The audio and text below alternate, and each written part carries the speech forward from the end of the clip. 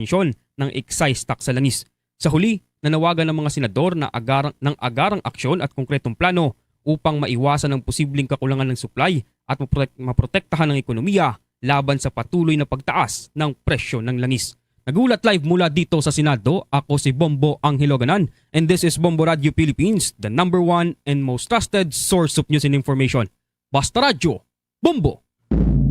Meron na ho tayong 27 minutes makalipas ang alas 12 ng katanghalian.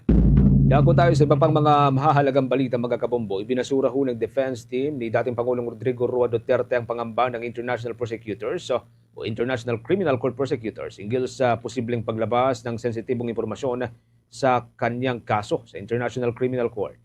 Sa isang legal filing mula ho sa The Hague, iginiit ni Lead Legal Counsel, Attorney Nicholas Kaufman, na ang mga individual na tinukoy ng prosecution ay wala hong access sa anumang detalye ng kaso.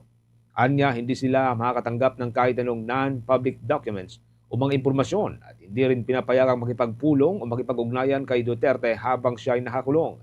Tinawag din ni Kaufman na hindi ho kinakailangan ang hakbang ng prosecution at tinuligsa ang umunoy insinuation na nilalabag ng defense panel ang professional conduct. Pinayuhan pa niya ang prosecution na huwag daw basta maniwala sa mga ulat maliban na lamang kung may kinalaman ito sa pagiging inosente ng dating Pangulo. Sa kabila nito ay sinabi ng defense panel na hindi sila magtatampo at patuloy na may pagtulungan sa proseso ng pre-trial chamber. Si dating Pangulong Duterte ay inaresto noong Marso 11 mga kabombo ng nakalipas na taon. Kaugnay pa rin po yan sa investigasyon ng International Criminal Court sa kanyang drug war at natili pong nakakulong sa The Hague matapos tanggihan ang kanyang hiling na interim o pansamantalang paglaya. Sa iba pang usapin, mga kabombo at Star Nation, dapat na umunong magpataw ang Philippine government ang price cap sa mga produktong petrolyo sa gitna ng mga serye ng double-digit price hike. Ayon kay former Department of Social Welfare and Development Officer in Charge at Economist si Professor Emmanuel Leico, panahon na umano upang magpataw ng price cap ang pamahalaan upang mapigilan na lalo pang tumaas ang presyo ng langis sa local market. Giit ng ekonomista, kayang-kaya itong gawin ng pamahalaan bilang bahagi ng pag-regulate sa presyo ng mga pangunahing bilihin, lalo ngayon tuluyan nang idineklara ang National State of Energy Emergency. Ayon pa kay Professor Leico, ang napapanahong pagpataw ng price hike ay malaking bentahe para sa mga consumer. Ngayon, wala pa rin kasiguraduhan ang itatakbo ng global market dahil sa nagpapatuloy na giyera. Maliban pa sa tatlong petroleum products na gasolina, crudo at kerosene, maaari ring anyang ipataw ang price cap sa iba pang petroleum-based products. Mas nakamaanya ang ganitong tugon ng Philippine government kesa mag-focus lamang sa pamamahagi ng cash assistance, lalo at hindi rin sapat ang hanggang 5,000 pesos na ayuda kung magtutuloy pa rin ang giyera hanggang sa mga susunod na buwan. Kung babalikan nga mga kabombo, tatlong magkakasunod na linggo nang nagpatupad ng double-digit price hike ang petroleum companies mula noong nagsimula ang giyera sa gitnang silangan. Sa ibang mga balita ho tayo, iginiit ni Department of National Defense Secretary Gilbert Teodoro na tungkulin ng mga mayayamang bansa o makakapangyarihang bansa na protektahan ng mga overseas Filipino worker na naiipit sa giyera. Sa kanyang mensahe sa harapan ng world leaders na nagpapatuloy pa rin po na Paris Defense Strategic Forum, binigyang diin ng Philippine Defense Chief ang papel ng makakapangyarihang bansa na pangalagaan ng kapakanan at kaligtasan ng mga manggagawang Pilipino na naiipit sa mga giyera. Tanong ng kalihim, ano ang mangyayari kung napilitan ang lahat ng mga overseas Filipino worker na bumalik sa Pilipinas dahil sa mga nangyayaring giyera? Tiyakan niyang magkakaroon ng disruption o ito yung pagkaantala ng serbisyo sa iba't ibang sektor kung saan ang pangunahing nakadeploy ay mga Filipino overseas workers. Kinabibilangan ito ng international shipping, ang international healthcare, lalo na sa mga ospital, agriculture at iba pa. Tinukoy ng kalihim ang maraming Pilipino na nagtatrabaho sa mga mahalagang sektor kung saan isa sa tatlong healthcare professionals sa US at sa Europe ay pawang mga Pilipino. Habang sa shipping din, isa sa tatlong tripulante na nagsisilbi sa mga barko sa iba't ibang trade route ay Pilipino.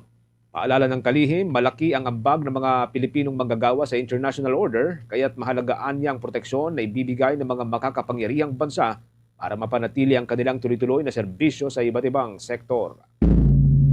Kaugnay pa rin po sa mga pangyayari dyan sa may Paris, France, lumagda ang Pilipinas at ang France ng isang status of visiting forces agreement.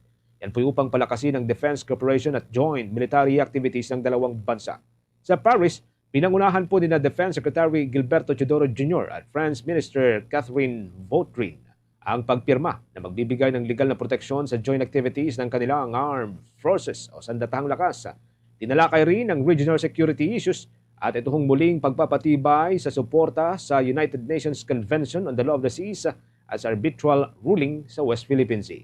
Bahagi ito ng pagpapalawak ng defense ties ng Pilipinas sa iba't ibang bansa kasunod ng mga katulad na kasunduan sa US, Australia at New Zealand sa gitna pa rin po yan ng tensyon sa naturang rehiyon. Sa iba pang balita mga kabombo at Star Nation na tinutukan ng ating news team, ang Commission on Elections naman tuloy ang paghahanda sa halala ng Bangsamoro Autonomous Region in Muslim Mindanao sa gitna ng oil crisis. Ilang operasyon at aktibidad, binawasan naman ang gastos. May report si Bombo Isa Cotoner. Bombo Genesis, Bombo Jai, sa gitna ng lumalalang krisis sa enerhiya at krudo, dulot ng kaguluhan sa Middle East, napilitang maghigpit sa gastos at operasyon ng Commission on Elections. Kabilang dito ang pagsuspinde ng ilang aktibidad. Ngunit tiniyak na hindi maapektuhan ang mga pangunahing paghahanda para sa darating na halalan sa Bangsamoro Autonomous Region in Muslim Mindanao. Ayon kay Commission on Elections Chairman George Sherwin Garcia, ang pagtaas ng presyo ng langis at hindi tiyak na supply ng enerhiya ay may direkteng epekto sa logistics at operations ng komisyon, lalo na sa transportation ng mga kagamitan at tauhan para sa halalan sa BARM. Bagaman may banta sa gastos at voter engagement, iginiit ni Garcia na mananatiling prioridad ng poll body ang maayos at kapanipaniwalang halalan sa rehiyon. Dagdag pa niya na dapat matiyak na makapili ng tama ang mga mamamayan ng Bangsamoro ng kanilang mga leader. Kasunod ng deklarasyon ng Pambansang Energy Emergency ni Pangulong Ferdinand Marcos Jr., nagpatupad ang komisyon ng mga hakbang sa pagtitipid. Kabilang dito ang pagpapaliban ng malalaking aktibidad tulad ng Election Expo Convention, Asian Electoral Stakeholders Forum at National Goodwill Games, pati na rin ang kanselasyon ng ilang team building events. Magpapatupad din ang komisyon ng work from home setup tuwing Lunes yan mula Abril 6 hanggang 27, habang magpapatuloy naman ang voters registration at frontline services mula Martes hanggang Sabado. Sa kabila nito, nilinaw ng poll body na hindi kasama sa suspensyon ng mga aktibidad na direktang kaugnay sa paghahanda ng halalan. Kabilang ang BARM Parliamentary Elections, Barangay at Sangguniang Kabataan Elections sa Nobyembre at ang 2028 National Elections. Kaugnay niyan, pakinggan natin ang tinig ni Commission on Elections Chairman George Erwin Garcia. Yung sa energy saving resolution po ng COMELEC, makaka-apekto ba doon yung paghahanda for elections and lalo na doon sa usual na operations talaga ng COMELEC? Alam niyo po, gusto ko lamang sabihin, ang isang cancellation, ang isang postponement ay sadyang laging malungkot. Sapagkat lalo na't napaghandaan na plansya na ang lahat, madami ka nang nakausap, at umasa na rin yung mga ilan sa mga kausap natin at lalong-lalo na yung mga galing din abroad na mga delegado. Kung kaya naman, kahit hindi kami inobliga, makatapos magdeklara ang ating kagalang-galang na Pangulo ng tinatawag na energy crisis ng ating bansa, ay kaagad energy emergency, kaagad kami nag-aksyon. Lahat ng mga aktibidad ng COMELEC na maaari hindi directly na may relasyon sa halalan sa paghahanda natin sa Bangsamoro Parliamentary Election at Barangay and SK election ay aming minarapat na i-set aside, i-postpone o i-cancel. Samantala, aminado rin ng Commission on Elections na maaaring maapektuhan ng krisis ang kabuang preparasyon sa kauna-unahang parliamentary elections sa BARM, lalo na sa aspeto ng gastos at partisipasyon ng mga botante. Ngunit tiniyak ng poll body na kahit may krisis, hindi nila isasakripisyo ang integridad ng halalan, kabilang na ang sapat na compensation para sa mga gurong magsisilbi sa halalan. Mula sa lungsod ng Maynila, ito si Bombo Isa Cotoner and this is Bombo Radio Philippines, the number one and most trusted source of news and information. Basta Radio Bombo! Bombo Sports News. Sa ating sports news, mga kabombo, 4 na Western Conference players ang pinagpipilian ho ngayon at naglalaban para maging MVP o Most Valuable Player ng 2025-2026 NBA season. Hawak ko ng 4 na player ang impresibong performance mula po sa offensive hanggang sa defensive rating. Una ho sa kanila, itong si Shai Gilgeous-Alexander. Siya po ang kasalukuyang defending MVP. Taglay ho ni Shai ang 31.5 points per game, 4.4 rebounds per game at 6.6 assists per game. Kasama rin po dito ang 1.4 steals per game. Pangalawa ho dito ay itong si Victor Wembanyama mula po sa may San Antonio Spurs. Hawak ng Spurs big man ang 24.2 points per game, 11.2 rebounds per game at 3.0 assists per game kasama ang 3.1 blocks per game. Siya po ang leading ngayon sa blocking sa NBA. Pangatlo ay itong si Nikola Jokic ng Denver Nuggets. Si Jokic ang tanging MVP frontrunner na may triple-double performance. Tangan ng big man ang 27.8 points per game, 12.8 rebounds per game at 10.8 assists per game. Hawak din po ni Jokic ang 1.4 steals per game. Ang huli-ho dito, itong si Luka Doncic, mga kabombo. Hawak po ni Doncic ang 33.6 points per game at 7.8 rebounds per game kasama ang 8.3 assists per game at ang steals per game ay umaabot ng hanggang sa 1.6 o halos 2 steal ang kanya pong naitatabla kada laro. Si Doncic ang nanguna po sa scoring sa buong NBA ngayong season. Inaasahang ilalabas mga kabombo sa susunod na buwan ang season MVP. Kasabay pa rin po ng pagtatapos ng regular season at tuluyan ng pagpasok ng postseason. Bombo International News. Naglabas ng ulat ang World Health Organization hinggil sa lumalalang sitwasyon sa Middle East at ilang bahagi ng Europa matapos ang patuloy na tensyon at labanan sa rehiyon. Ayon sa organisasyon, pangunahing banta sa kalusugan ang trauma, pinsala at kapansanan, kawalan ng tuloy-tuloy na akses sa serbisyong medikal para sa mga lumikas at posibilidad ng pagkalat ng sakit sa mga evacuation shelters. Binanggit din ng World Health Organization itong panganib mula sa mga pag-atake sa desalination plants na nagbabawas ng supply ng malinis na tubig pati na rin ang posibilidad ng chemical, biological, radiological o nuclear incident na mayroong mabigat na epekto sa kalusugan. Kasama rin sa mga banta ang heat-related illnesses, mental health distress at respiratory diseases.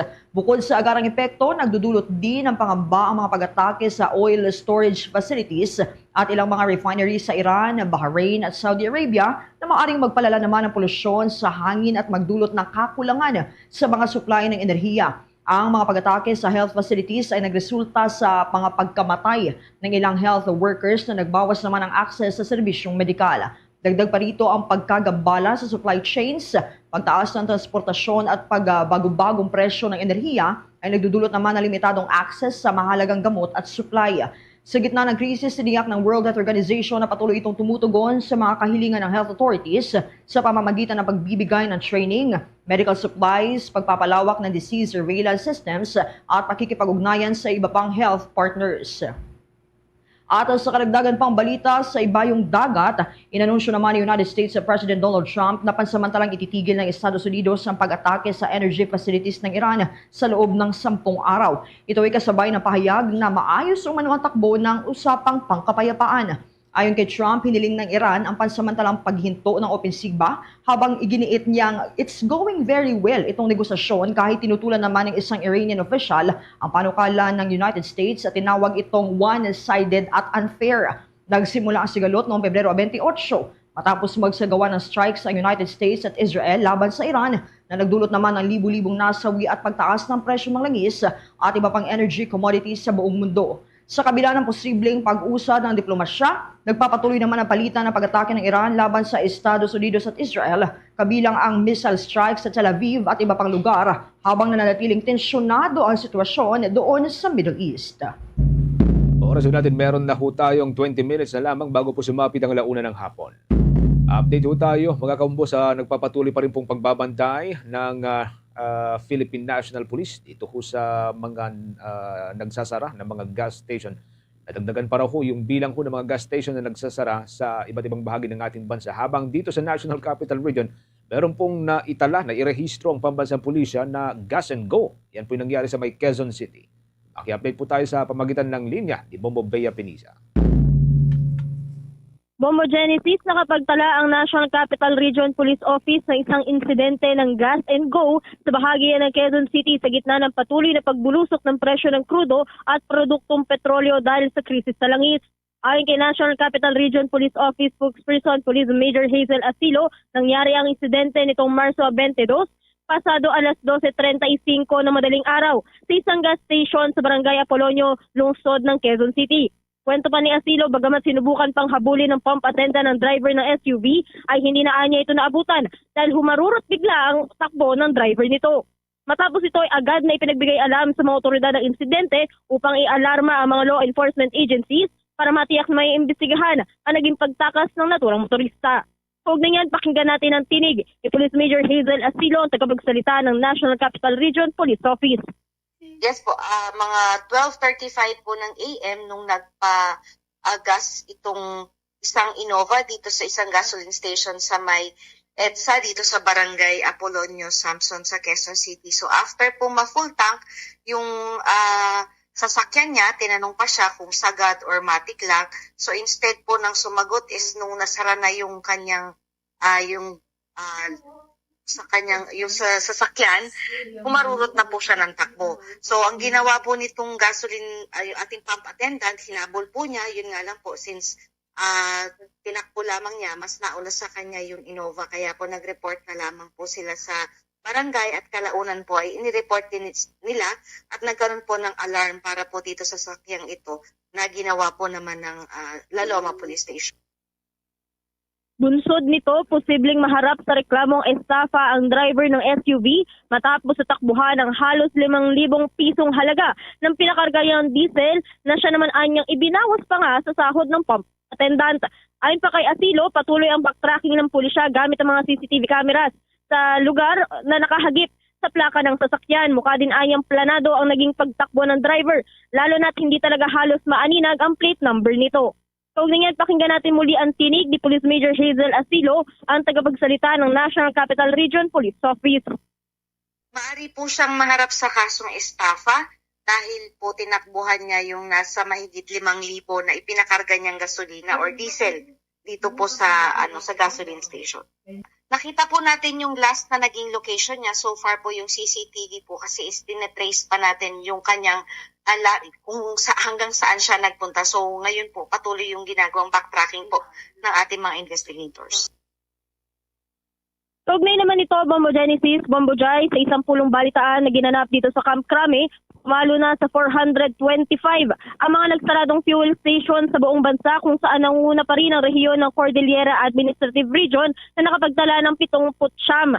Ayon kay Philippine National Police spokesperson at Public Information Office Chief Police Brigadier General Randolph Tuanyo, patuloy ang isinasagawang investigasyon ng pulisya. Katuwang na rin dito ang Department of Energy para alamin ang dahilan ng pagsasara ng mga gasolinahan at kung ito ba ay mayroong mga naging paglabag. Maliban naman dito, 6 na ang kasalukuyang nasampahan ng kaso kung saan 5 rito ang patungkol sa profiteering at hoarding habang isa naman ang nasampahan ng kaso dahil sa hindi otorisadong pagbebenta ng LPG. Kaugnay niyan, pakinggan natin naman ang tinig ni Police Brigadier General Randolph Tuanyo, ang tagapagsalita ng Philippine National Police. Ang kabuuan na nagsarado na gas stations ay umabot po ng 425. Kahapon, ito po ay bumaba sa numero na 387. Ulit ito ay nadagdagan ngayong araw na ito na plus 38. Sa ating pag-monitor ng mga nakasuhan na po natin na kaso, ang total number of cases filed ay umaabot na po sa 6, kung saan ang hoarding na meron tayong 3, profiteering 2, at ito po yung pagbebenta ng LPG na hindi otorisado. Ito po ay nangyari sa Region 8, Region 2, at Region 1 at Davao Region 1. Samantala, tiniyak ng pambansang pulisya na wala silang sasantuhin sa mga ganitong sitwasyon, lalo na sa gitna ng krisis kung saan apektado ang lahat, hindi lamang ang mga motorista. Sa ngayon, patuloy ang monitoring ng pambansang pulisya, katuwang ang iba pang ahensya upang matiyak na hindi masasamantala ang sitwasyon at masasawata agad-agad ang gagawa ng mga krimen. At live mula dito sa Camp Crame, ito si Bombo Bea Peniza, and this is Bombo Radio Philippines, the #1 and most trusted source of news and information. Basta Radio, Bombo! So mga kabombo at Star Nation, dumako na tayo sa mga balitang tinutukan ng ating provincial stations ng Trade Union Congress of the Philippines. Iginiit na walang silbi ang emergency declaration kung walang emergency action mula sa pamahalaan. May balita dyan ang Bombo Radio Ligaspi. Patuloy ang panawagan ng ilang mga grupo sa maagap na aksyon ng pamahalaan na hinggil sa krisis na kinakaharap ng bansa. Ito ay kaugnay pa rin ng suliranin sa supply ng produktong petrolyo sa Pilipinas na dulot ng tensyon sa Middle East. Ayon kay Trade Union Congress of the Philippines spokesperson Carlos Miguel Oñate sa panayam ng Bombo Radyo Legazpi na walang silbi ang emergency declaration kung wala namang emergency action mula sa pamahalaan. Anya, otomatiko sana ang pagkakaroon ng price control kung mayroong state of national emergency, subalit mas pinili ng pamahalaan na energy emergency lamang ang ideklara. Matatandaan na sa pagdinig ng Senate Protect Committee, inilatag nito ang kanilang 5-point kapit plan upang maibsan umano ang pasanin ng mga apektadong manggagawa. Inihayag ni Oñate na ang kanilang panawagan na kanselahin ang buwis sa petrolyo, gayon din ang kuryente at pagkain at agapan ng presyo ng langis. Panawagan na rin ito ang pagpapataas ng sahod ng mga manggagawa, pagbibigay ng minimum wage subsidy ni 5,000 pesos at pansamantalang tigil bayad utang o loan moratorium. Iginiit ng opisyal na napapanahon lamang ang naturang panawagan na lalo pat apektado ng krisis ang lahat. In denial pa kasi yung gobyerno natin, kung hindi tayo makakapaghanda sa isang krisis, kung hindi natin kinikilalang may krisis. So yun yung tingin namin, no, major na punto rito. Ang sinabi nga namin sa Senate Protect Committee, merong pondo, merong kapangyarihan, merong mga batas na nakalagay na kung emergency, ganito ang gagawin natin. Pero kung hindi natin ipapatupad yon, walang kwenta yung emergency declaration kung walang emergency action mula sa pamahalaan. Yan ang ulat mula rito sa himpilan ng Bombo Radyo Legazpi, itong si Bombo Romela Sakayan Wandasan. This is Bombo Radio Philippines, the #1 and most trusted source of news and information. Basta Radio, Bombo. Sa iba pang mga balitang tinutukan ng ating mga provincial station ng National Grid Corporation of the Philippines, sinisuguro na minimal ang epekto ng pagtaas ng presyo ng langis sa daloy ng kuryente. At tinuri rin ang inisyatiba ng Bombo Radio Philippines sa pagpapalaganap po ng kahalagahan ng energy conservation. May exclusive report po dyan ng Bombo Radio Rojas. Sinisiguro ng National Grid Corporation of the Philippines o NGCP na mananatiling tuloy-tuloy at matatag ang supply ng kuryente sa bansa sa kabila ng pagtaas ng presyo ng langis bunsod ng tensyon sa Middle East. Sa panayam ng Bombo Radio Rojas kay Regan Alcantara, Lead Specialist ng Public Relations Department ng National Grid Corporation of the Philippines, nilinaw nito na hindi direktang naaapektuhan ang operasyon ng NGCP dahil kuryente na ang kanilang tinatransmit at hindi langis. Ayon sa kanya, bagamat may kaunting epekto sa kanilang logistics, gaya ng pagtaas ng gasto sa gasolina ng kanilang mga sasakyan, iginiit ng National Grid Corporation of the Philippines na hindi nito naaapektuhan ang kanilang pangunahing tungkulin na maghatid ng kuryente sa iba't ibang bahagi ng bansa. Dagdag pa niya, ang mas direktang naaapektuhan ng pagmahal ng langis ay ang mga power plant, lalo na ang mga gumagamit ng diesel at iba pang fossil fuels dahil dito nagmumula ang mismong kuryente. Sa kabila nito, muling tiniyak ng NGCP na walang dapat ikabahala ang publiko pagdating sa transmission ng kuryente. Hinihikayat din nila ang lahat na magtipid ng enerhiya, lalo na ngayong tag-init kung kailan inaasahang tataas ang konsumo sa kuryente. Pinuri rin ng National Grid Corporation of the Philippines ang mga inisyatiba ng Bombo Radio Philippines sa pagpapalaganap ng kahalagahan ng energy conservation. Malaki yung pwedeng maitulong natin as general public, no. Yun yung tinatawag nating energy conservation that we can also help, no. I actually heard, no, before going online kanina, no, you were having advertisement about energy consumption, no? Yes, or energy oo. conservation rather, no? Yes. So that's very important. Mula dito sa Bombo Radio Rojas, para sa Bombo Network News, ako si Bombo Lindsay Ermitan Yubade. This is Bombo Radio Philippines, the #1 and most trusted source of news and information. Basta Radio, Bombo! Diyan pa rin sa bahagi ng Western Visayas, nasa 19,000 na mga tricycle drivers sa Region 6 na katakdang tumanggap ng cash relief assistance mula sa Department of Social Welfare and Development. May report dyan ng Bombo Radio Iloilo. Nakatakdang tumanggap ng cash relief assistance mula sa Department of Social Welfare and Development Region 6 ang nasa 19,000 na mga tricycle drivers sa Western Visayas. Sa panayam ng Bombo Radio kay Therese Feli A. Legaste, ang Regional Information Officer ng DSWD Field Office 6, sinabi nito na tatanggap ng 5,000 pesos ang bawat benepisyaryo. Ayon kay Legaste, sa ngayon patuloy ang koordinasyon ng ahensya sa mga local government units ng mga highly urbanized cities, component cities at mga neighboring municipalities para sa ipamimigay na asistansa. Anya, ang distribusyon ng cash relief ay tinakda sa April 8 pagkatapos ng Holy Week. Nagpaalala naman si Legaste sa mga tricycle drivers na may kapag-ugnayan sa kanilang mga local government units upang mapabilang sa mga benepisyaryo. Si Therese Feli Legaste. Sa ngayon, ang DSWD Field Office 6 ay coordinating sa ating mga local government units, especially doon sa identified natin ng mga highly urbanized cities and component cities and adjacent cities para sa expansion nitong pilot implementation ng cash relief assistance na ipamimigay natin sa mga drivers, especially sa ating mga TODA amounting to 5,000 pesos na we target to give on April 8. Ito yung assistance na ipamimigay natin. Para sa Bombo Network News, ito si Bombo Ayan Gahete. This is Bombo Radio Philippines, the number one and the most trusted source of news and information. Basta Radio! Bombo! Ilang transport group dyan sa may bahagi po ng Mindanao area, mga kabombo, hinihikayat si Pangulong Ferdinand Marcos Jr. na magpatupad muna ng moratorium sa bayarin sa mga e-jeepney dyan po sa may bahagi ng Mindanao area. May update dyan ang Bombo Radio General Santos.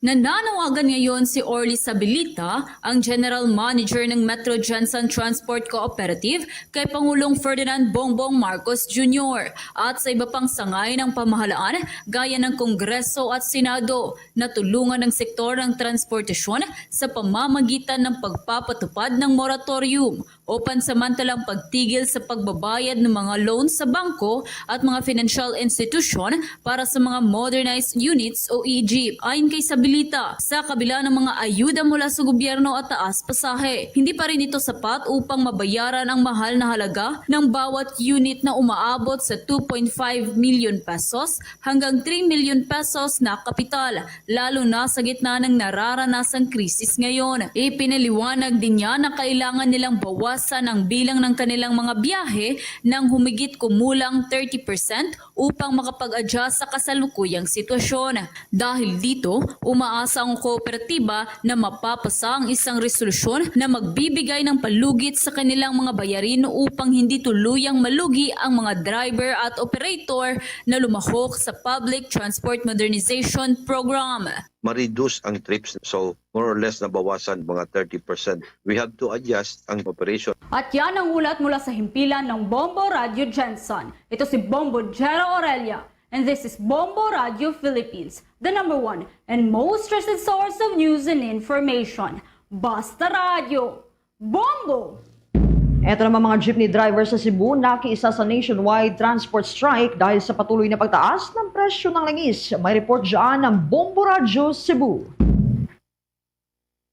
Nakikiisa ang grupo ng pampublikong transportasyon sa Cebu, ang Piston Cebu, sa sinagawang nationwide transport strike ngayong araw na Biyernes, Marso 27, bilang tugon sa panawagan ng kanilang hanay laban sa patuloy na pagtaas ng presyo ng langis. Sa eksklusibong panayam ng Bombo Radio Cebu News Team, sinabi ni Greg Perez, ang chairman ng Piston Cebu, na magkakaroon ng magkasanib na welga ang mga driver sa iba't ibang checkpoint sa lungsod. Kabilang sa mga lugar ang kanilang tinutukan ang kanto ng P. Del Rosario at Jones Avenue ng Mabolo Junction, Kabangkalan sa Talamban at Guadalupe. Ayon kay Perez, inaasahan ang pagbawas ng mga biyahe ng mga jeepney driver sa Cebu dahil sa maraming driver ang nagpapahinga at ang iba naman ay nakikiisa sa welga bilang protesta sa mataas na presyo ng langis na malaki na umanong epekto sa kanilang kita at kabuhayan. Nanawagan ang grupo sa pamahalaan na pakinggan ang kanilang mga hinanaing upang matugunan ang krisis sa langis na patuloy nang nagpapahirap hindi lamang sa mga driver kundi maging sa publiko. Samantala, sinusuportahan din ng iba't ibang organisasyon ang kilos protesta, kabilang ang panaghugpong kadamay sa Cebu. Ayon kay Belenda Alire, tagapangulo ng Urban Poor, nakikiisa sila sa protesta dahil ramdam na rin ng mga mahirap na sektor ang epekto ng pagtaas ng presyo ng langis, lalo na sa pamasahe at araw-araw na gastusin. Ipinunto ng grupo na kinakailangan na ang agarang aksyon ng gobyerno upang maprotektahan ang kabuhayan ng mga driver at mga commuter.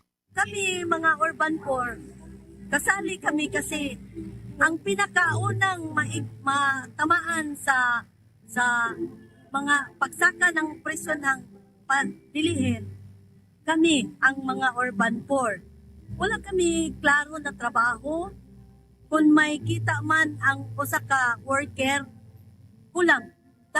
Malaking kulang. Kaya gusto namin, ipanawagan namin sa sambayanan na magsali sila kasi tayo ang lahat, ang makinabang. Mula rito sa lungsod at lalawigan ng Cebu, Bombo Nathaniel Sandoval. This is Bombo Radio Philippines, the #1 and most trusted source of news and information. Basta Radio. Bombo! Tuloy-tuloy po sa pagsubaybay sa ating 32 fully digitalized AM at mga FM station gamit po ang ating mga social media pages, mga kabombo. Pagkatapos ng Bombo Network News, pwede po ninyong subaybayan, pwede po ninyong panoorin, pwede po ninyong mapakinggan at i-monitor ang mga programa ho ng ating mga provincial station gamit po yung kanilang mga sariling social media page. Bawat provincial station po natin, meron po silang sariling social media pages, mga kabombo. Facebook, YouTube, TikTok at maging sa Bombo Mobile App. Yung Bombo Mobile App, pwede po ninyong i-download yan via Google App Store o Apple App Store para dyan po kayo sa mga cellphone ho ninyo o mga tablet ho ninyo manood ng mga programa ho ng Bombo Radio Philippines. Sa mga kababayan po natin dyan sa may Visayas area, mga kabombo, dyan po sa may probinsya ng Cebu at mga katabing probinsya, pwede po nyo subaybayan ang Bombo Radio Cebu at ang ating news, music and entertainment station, ang Star FM o dyan sa may bahagi po ng Iloilo, dyan sa may probinsya po ng Iloilo, pwede po niyong subaybayan ang Bombo Radio Iloilo at ang Star FM Iloilo, ang ating pong news, music and entertainment station dyan. Dyan sa may Negros area, pwede po niyong subaybayan ang Bombo Radio Bacolod at Star FM Bacolod. Sa probinsya po ng Cebu, nariyan po ang Bombo Radio Cebu at Star FM Cebu. Dyan sa may bahagi po ng Capiz at mga katabing probinsya, nariyan po ang Bombo Radio Rojas at Star FM Rojas. Diyan sa probinsya po ng Aklan, nariyan po ang Bombo Radio Calibo. At diyan sa may probinsya po ng Leyte at mga katabing probinsya, ang Bombo Radio Tacloban. At bago tayo magtapos, narito ang ating oratio, Imperata for Peace. God, our Heavenly Father, Lord of peace and justice, we humbly come before you during this time of escalating geopolitical tensions in our part of the world. Through the years, you have sustained our faith in you as a nation. It is our faith in your divine providence that has made us survive the countless natural and human-caused calamities that have come our way in our history as a people. Spare us, Lord, from the horrors of war. Hear our pleas as we cry out to you. Have mercy on us, Lord. Rescue us from the malevolent forces that influence world leaders. For we believe that our struggle is not against flesh and blood, but against the rulers, against the authorities, against the powers of this dark world, and against the spiritual forces of evil in the heavenly realms. We pray for your leaders entrusted with making crucial decisions for our nation. We place all our hopes in you, seeking your forgiveness and mercy for the times when our fears and suspicions have tainted our perceptions with ethnic biases and prejudices verging on racism. We earnestly pray, Lord, that you make us instruments of your peace. Where there is hatred, let us bring love. Where there is injury, pardon. Where there is doubt, faith. Where there is despair, hope. Where there is darkness, light. Where there is sadness, joy. Through our Lord Jesus Christ, your Son, who lives and reigns with you in the unity of the Holy Spirit, God, forever and ever. Amen. Our Lady, Queen of Peace, pray for us. Saint Michael the Archangel, Pray for us. Saint Joseph, Pray for us. Saint Francis of Assisi, Pray for us. Saint Lorenzo Ruiz, Pray for us. Saint Pedro Calungsod, Pray for us. Luzon, Visayas at Mindanao at maging sa buong mundo, yan na po ang kalipunan ng ating balitaan para sa Bombo Network News, ang back-to-back winner sa Catholic Mass Media Awards bilang Best News Program. Mula rito sa News Center Makati, this is Bombo Radio Philippines, the #1 and most trusted source of news and information, Basta Radio. Bombo! For the most trusted source of news and information, visit our website at www.bomboradio.com. Follow us on Bombo Radio mobile app, Facebook, YouTube, TikTok, and X, formerly Twitter. Like, share, and stay connected. Anytime, anywhere. Bombo Radio Philippines Standard Time, in punto launa na. Kag welcome sa liwat sa Bumbuhanay sa Udo. Kag karon sa aton sining mga talalupang dona diri sa aton sining pagpangalagad sang damlaglang may pila ka mga fiberboat operators sa biyahe sining Iloilo to Guimaras and vice versa nga nag-anunsyo sang saka sa ila sining plitihan. Partikular sinidri ang Bamosa o kon ang ining Bamosa Marine Transport Corporation nga halin sa regular fare nga 30 pesos kag 25 pesos kon discounted no sa plitihan ini sang estudyante, senior citizen kag PWD. Ang latest nga anunsyo sang Bamosa nagpasaka na sila sang 10 ka pesos sa regular, so imbis 30 nahimo na ini karon nga 40 pesos. And sa rate nila sini sa students fare 7 pesos ang ilan sila nga ginpasaka from 25 pesos subong 32 pesos na ini ang plitihan sang estudyante, senior citizen kag person with disability.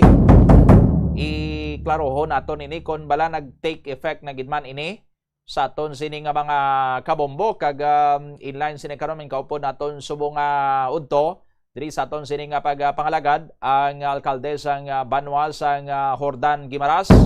Sa aton sini nga linya si Jordan Guimaras Iloilo Mayor Attorney John Edward Gando. Live ikaw subong sir kag mabatian ikaw kag balantawan man sa aton sini nga mga listeners and viewers sa radyo kag sa mga social media platforms sang Bombo Radio Iloilo. Mayong udtogid kaupon mo si Bombo Doni. Mayong ugto Bombodoni, mayong udto man sa madamo naton nga tagpalamati, mga suki sa kahanginan, ilabi na gid sa pumuluyo sang probinsya sang Guimaras. Yes, Mayor, may mga anunsyo ang piladra ka fiberboat operators nga nagpasaka na kuno sila sang plitihan na may ara gid man sang kasubong sini Mayor. Ang ato na istorya Bombodoni amo ang iyasang Guimaras Island Transport Group, ang GET MPC nga nagabiyahe Jordan Iloilo and vice versa. Kag sa amon nga pag istorya sang ilang chairperson si Mrs. Connie Garcia, hindi pa sila iya makapasaka bangod kay gina-comply pa nila ang 14-day nga posting requirement. So kung aton lang tawon, April 7 pa sila makapasaka. That is insofar as fiber vessel, particularly ang GET MPC nga nagabiyahe Jordan Iloilo Bombodoni. So April 7, considering gina-comply pa nila ang posting requirement as imposed sang aton nga ahensya sang gobyerno. Pero why na ni sang mga sablag pa by April 7 na kung ma-comply ang posting requirement ma-take effect din ni Mayor? Yes, base sa ilang representasyon last time sang nag-istorya kita diri sa Kapitolyo upod kay Congressman Ramanava kag Governor Lucille Nava kag sa pila ka mga mayors ang ilang nga ginapabalo, ginpabutyag nga once nga ma-comply na ang requirement, ma-take effect na. However, bumudon ni gusto namon nga klaruhon nga base sa inistoryahanay, temporaryo ini nga pagpasaka durante nga may problema kita subong o kung may krisis kita nga ginapangantubang. Mag-abot ang punto nga magpanumbalik na sa normal nga presyohanay o kung ang mga krudo kag mga gasolina abe, then a necessary adjustment will be made by the fiber vessel operators nga nagabiyahe Jordan Guimaras Iloilo kag subong man sa bahin sang Buena Vista, Bombodoni. Oo. So ang ining iya sang Bamosa Marine Transport Corporation na Mayor Gando sir, daw early niya sila nagpatuman effective March 24 niyang ila sining abiso. I think Bombodoni ang ining group ga biyahe ni siya Buena Vista. Oo. Iloilo. So I think ang na-comply nila ang ilang posting requirement.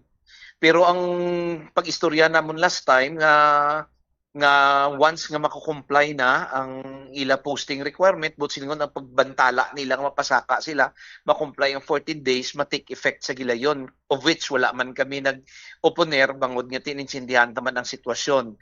But insofar as GIT MPC nga nagabiyahe aya sa Cordan, Iloilo, ang ilaya nga compliance matapos pa sa Abril 7. So Abril 7 pa ang pagsaka sang Plitihay, kag ang pilaman ka players sa Hordan kag Iloilo gahulatanay man sila bombodoni, kay basi bala mapasaka sila ya sa Hordan Iloilo nga biyay ang GIT MPC hindi basi wala gid sa pasayro nga kwaon, so ginabantayan lang nila nga dululungan na lang sila insofar as Hordan and Iloilo nga trip is concerned. Daw medyo substantial nga daaning plano nila sini nga ipasaka daw 10 pesos ni sa regular kag 7 pesos sa discounted nga rate nila, Mayor. That is correct, Bombodoni. So at least ang mga kauturan naton sini nga mga turista di boto nga mapagimaras kag especially sa mga tuigan gid nga nagasaka dira sa Balaan Bukid kun Semana Santa, hindi pa nila mabatsagan ang fare increase kay lampas sa Holy Week pa ni kag maga-take effect, Mayor. Correct. Abril 7 to be exact, Bombodoni. So hindi pa ini mabatsagan sa mga pilgrim sa mga manugpamalandong sa subong Semana Santa ang ini nga pagsaka, Bombodoni. Okay. Speaking na lang ni sang Holy Week nga mga events naton dra ti ang ginabantayan gini kada tuig ang dra sa inyo, Mayor, sa may pagtaltal ni sa Balaan Bukid for this year, ano ang mangin plastada naton sa dra, Mayor? Sa Abril 3, 2026, Bombodoni, magasaulog kami sang presentasyon sang kasakit kag kabuhi kag kamatayon sang ni Ginoong Jesucristo, kag ini mag-umpisa sa atubangan sang aton nga munisipyo bag-o nga lokasyon alas 11:30 sang aga, kag magatakop ini mga alas 3 ang takna sang hapon didto sa Bantugon nga Balaan Bukid, Balaan Bukid Shrine. Istorya man nato, nakakoordinar na, nakapreparar na, nakalatag na sang security plan ng aton Philippine National Police, ang aton nga mga medics, ang aton nga mga emergency units, kag preparado na ang Banwa sa Hordan sa pagbaton sa aton nga mga dumuluong kag mga bisita sa pagpamalandong sang tuigan nga Semana Santa, particularmente Bombodoni ang pagtaltal sa Balaan Bukid 2026 nga sa ulugon naton sa ika-48 na nga presentasyon subong nga tuig. So subong nga tuig, Mayor, may mga pagbago bala kita sa sequence or the same lang ini sang previous man naton sining nga mga events dra? May mga dugang-dugang lang gid, Bombodoni, in terms of production. Ang isa ka pagbag-o gid kay sang una nagligad tuig sa smallest plaza iniga umpisa, subong diri na sa may atubangan sang aton munisipyo, kay ginhawana na nato ang atubangan sang aton munisipyo, kag changes on the production lang sa mga setup, pero ang sa mga scenes amo man sa gihapon ginausoy naton ang inagihan ni Jesucristo, kag halin sa munisipyo para kadto nakita sa Balaan Bukid. So more on production side lang gid, Bombodoni, ang mga pagbag-o sa sininga tuig nga presentasyon. Pero in terms sang kalawigon sang ruta, diining mas malawig nila subong sang sa didto kita nagaumpisa sa may smallest plaza, Mayor? Mas lapit-lapit ini nga ruta, Bombodoni, about siguro ang gin-cut gid sa ruta mga dira sa 400 or 300 metros. Kay ti isang una dira sa may simbahan, subong diri na sa may munisipyo. So naka-save kita or nakalipot kita by 200 to 300 meters kay diri lang maumpisa sa aton nga tubangan sa munisipyo, Bombodoni. Okay. Mayor Gando, sir, tagantay ikaw sang tiyempo nga makapangagda sa aton sining nga mga kabombo sa pagsaksi sa sining ika-48 na nga presentation sa aton sinadra nga makasaysayan man nga pagtaltal sa Balaan Bukid, Mayor? sa amon mga kaabyanan sa syudad kag probinsya sa Iloilo kag sa kabugusan na nga kaprobinsyahanan sa Rion 6, dala na ang aton mga kaabyanan sa Negros Island region. Gina-imbitar gid namon kamo ang amon ginya mainit nga imbitasyon sa inyo sa pamalandong sang inyong Semana Santa, labi na gid ang inyong Biyernes Santo diri sa Banwasong Hordan kag sa probinsya sang Guimaras para saksihan naton ang pagtaltal sa Balaan-Bukid 2026 sa iya ika-48 anyos nga presentasyon. Ginaabi-abi gid namon kamo kag kabay pa nga magkilit-anay kita, mag-upod-updanay kita sa sining pagpamalandong naton sining Semana Santa. Okay. Mayor John Edward Gando, sir, thank you gid sa imo sining tiyempo sa Bombo Radio Iloilo kag mayong hapon sa imo. Salamat kid Bombo Doni sa sining kahigayunan kag gabay pa nga mangin makahulugan ng aton pagpamalandong sang Semana Santa. Mabuhay ang imo programa, Bombo Doni. Okay, Dreyovit, si Hordan Guimaras, Mayor Attorney John Edward Gando, diri sa aton sining pagpangalagad sa mga nagabiyahe yagali from Iloilo to Hordan Guimaras and vice versa. Ang ining saka sa plitihan sa mga fiber boats ang mag-take effect pa April 7, 2026. So sa mga fiber boat na nga under sa Guimaras Island Transport Multipurpose Cooperative o kung sa GIT-MPC, kay kinahanglan nila ang ining pag-comply sa 14 days nga posting requirement, no, or nga matagaan nila sang bastante sining tinion nga mapabalo kag mapapreparar man niyang publiko sa sining plano nila sining pagpasaka sa ilaya sining plitihan, no, ti ang didto sa Buenavista nga wharf nga nagadungka, no, under sa Bamosa, ti base kag nakatemprano iya sila sa pag-comply sa mga requirements, rason nga nakapatuman sila insigida effective March 24 ang ila sinisadto nga pagpasaka, pero pag-abot sa rate parehos lang ang ginayo nga rate sang Bamosa nga ginaprobahan sang Marina nga 40 pesos na ang ila sa dito nga pagsuluktan. Kung mag-take effect ang ining bag-o nga fare rate sang GIT-MPC, ti 40 pesos man ang ila sining pletihan sa regular ina, no? Kung sa discounted sa mga students, senior citizen kag PWD, 32 pesos man, same sa iya sang Bamosa or ang dito iya nagadungka sa may Buenavista. Kag since may nighttime rate man sila, ti ang nighttime rate ya 50 pesos ang plitihan kun cash, kag kun may nighttime card 45 pesos, kag may nighttime discount pagid, no, ang mga discounted sining rate is 40 pesos ang nighttime rate nila ni effective ini las 8 sa gabi pasaka nga biyahe sa ilan sining nga mga fiber boats. 13 minutos ang nakaligad sa takna nga launa. I-check ta ang report karon ni Bombo Jomar Villa.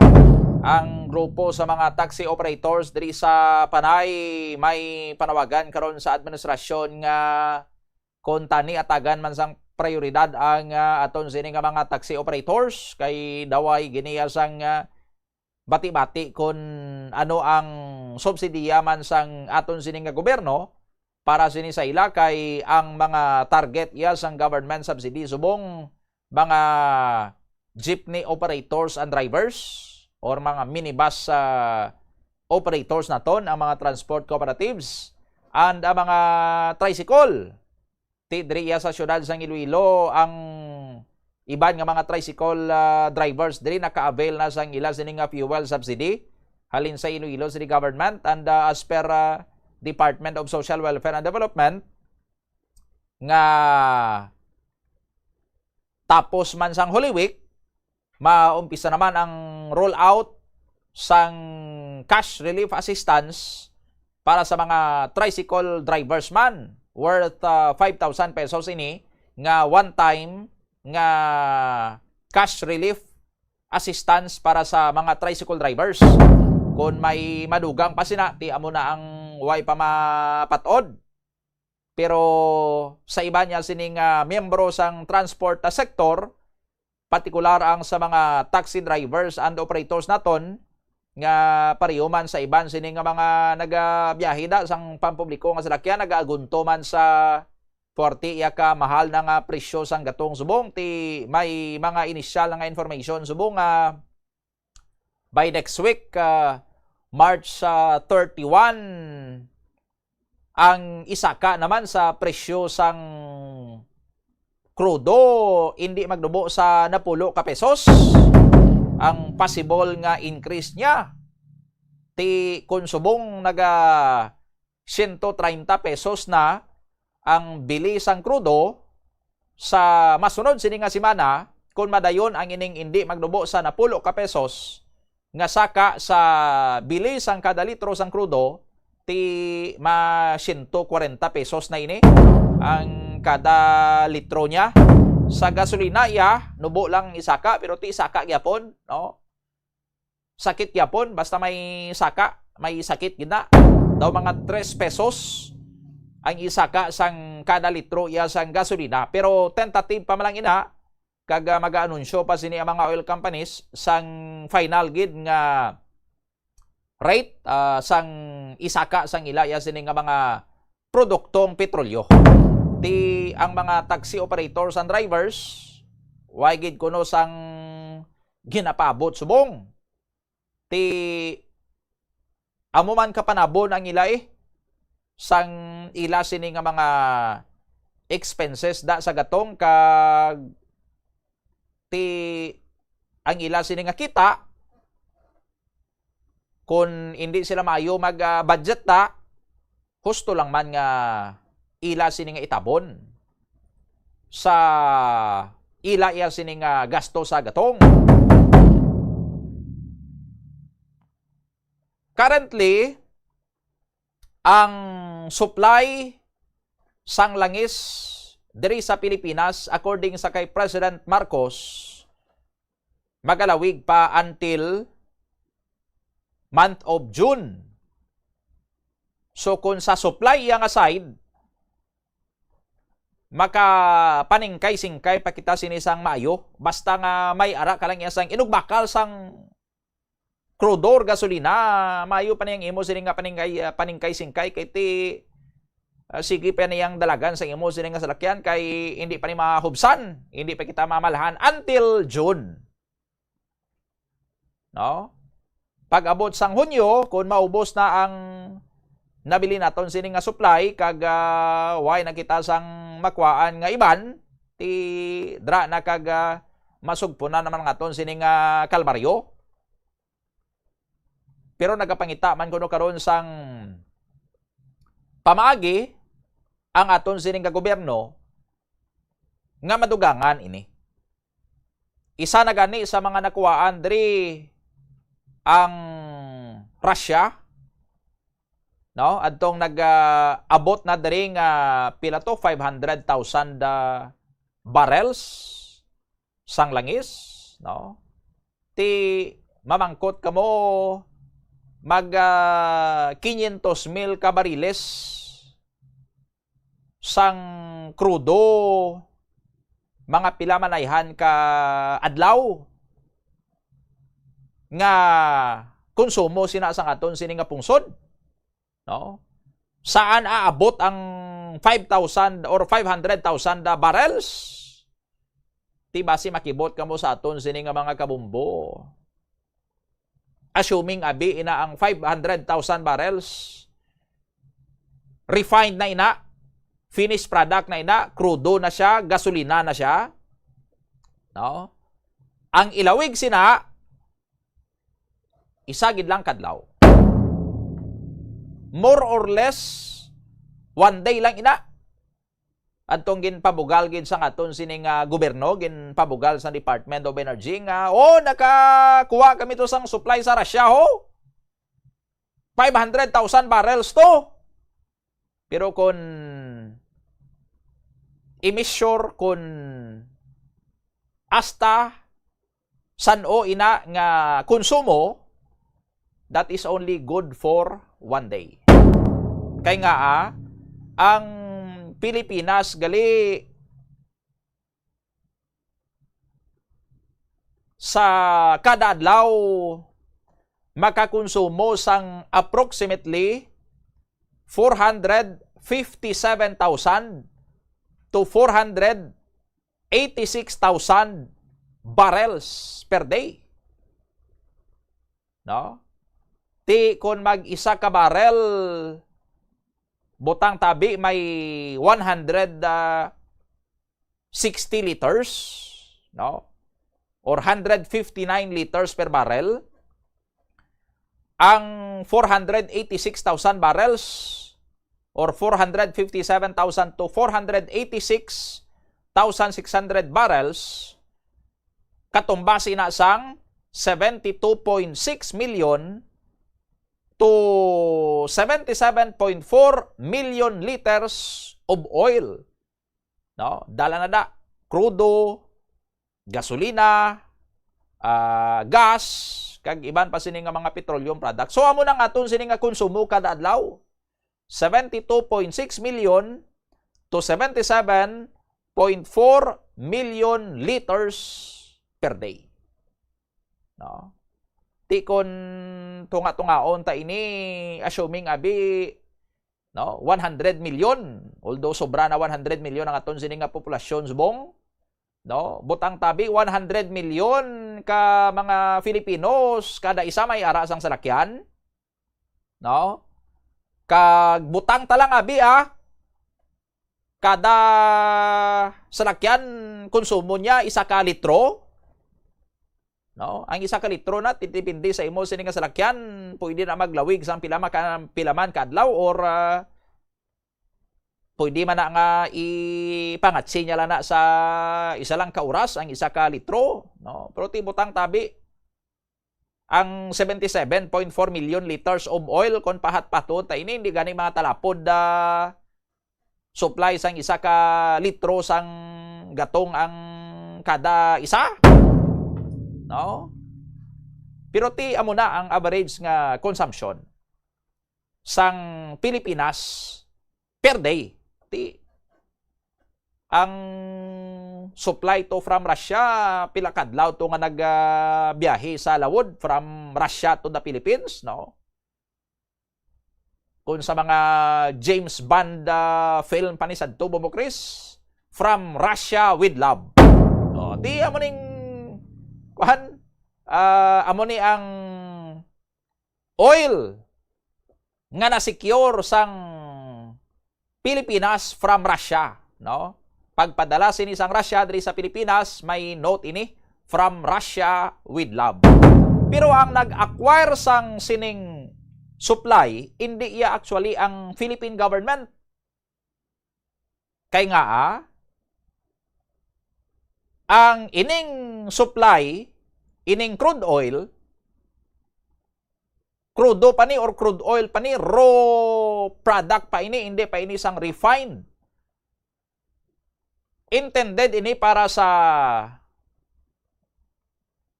oil refinery sang Petron Corporation dito sa may Bataan.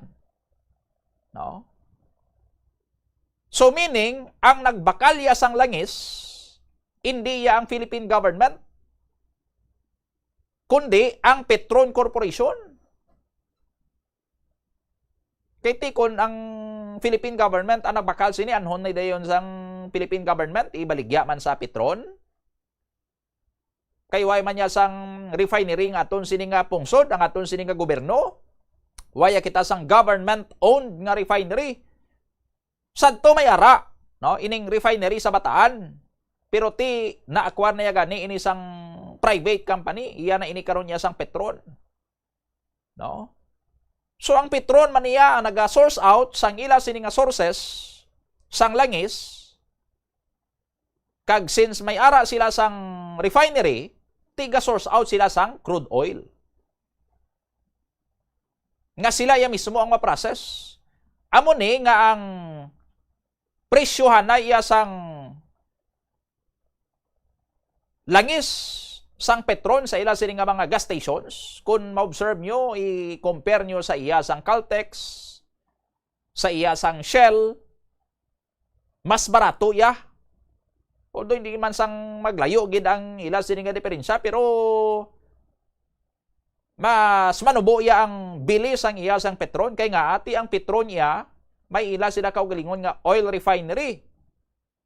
Kay mas barato ya gali ang langis kung baklon mo siya nga crude oil pa lang siya kag ikaw ang ma-refine. No? So amo ni abi from Russia with lab, no? From Russia with lab ang ining supply sang crude oil dalon sa refinery sang Petron didto sa may Limay Bataan kag i-refine ni Mr. Ramon Ang. Mas barato ini ang iya nga produkto, ang iya nga gasolina, ang iya sini nga krudo, mas barato ang mabaligya niya sini. Kay nga mas manubo ang iya sini iya nga expenses sa pag haul sa pagtransport sang crude oil kag ang proseso sang pag-refine niya sini sa iya sini nga oil refinery sang sa magdirekta ikaw import sang refined product nga daan kag dalon diri sa Pilipinas. So since ang Shell, ang Caltex, mga dalagko man ini sila nga mga oil companies nga may operation diri sa Pilipinas, but since tanan nila sini nga supply imported, waya sila sang mga refineries diri sa Pilipinas, mo ti amo na nga mahal yang ila sini nga langis. Kay nga mas mahal ang imo sini nga maiguan kung direkta nga finished product ang imo sini nga kumprahon sa luwasang pungsod kag dalon diri sa Pilipinas. Mas mahal magbiyahe sang refined product sang sa magbiyahe ka sang crude oil kag diri mo i-refine sa Pilipinas, no? Abi tay gani sadto mas barato niya kung magbakal na lang kita direkta didto sang refined product na para pag-abot niya ti crudo na gasolina na direkta na sa mga depot. Hakuto na sang mga fuel tanker truck sila kag i-distribute sa mga gasoline stations. Abi ta mas barato ko na mo na kay nga ati direktan saya mo why ka na yan naga-process, why ka na yan naga-refine, pero mas barato iya gali, no? Kung crude oil or raw material imo sini nga i-source out either didto sa Russia or didto sa Middle East, no? Kag dalon diri kag ikaw mismo mag-refine kung may ara ka sang refinery. So amo nang bintaha sang Petron Corporation sa aton sini nga mga kabumbo. Kag amo na tani ang bintaha man no? Kung ang ining mga oil companies may ara man sila sa mga kaugalingon nila nga mga oil refineries, no?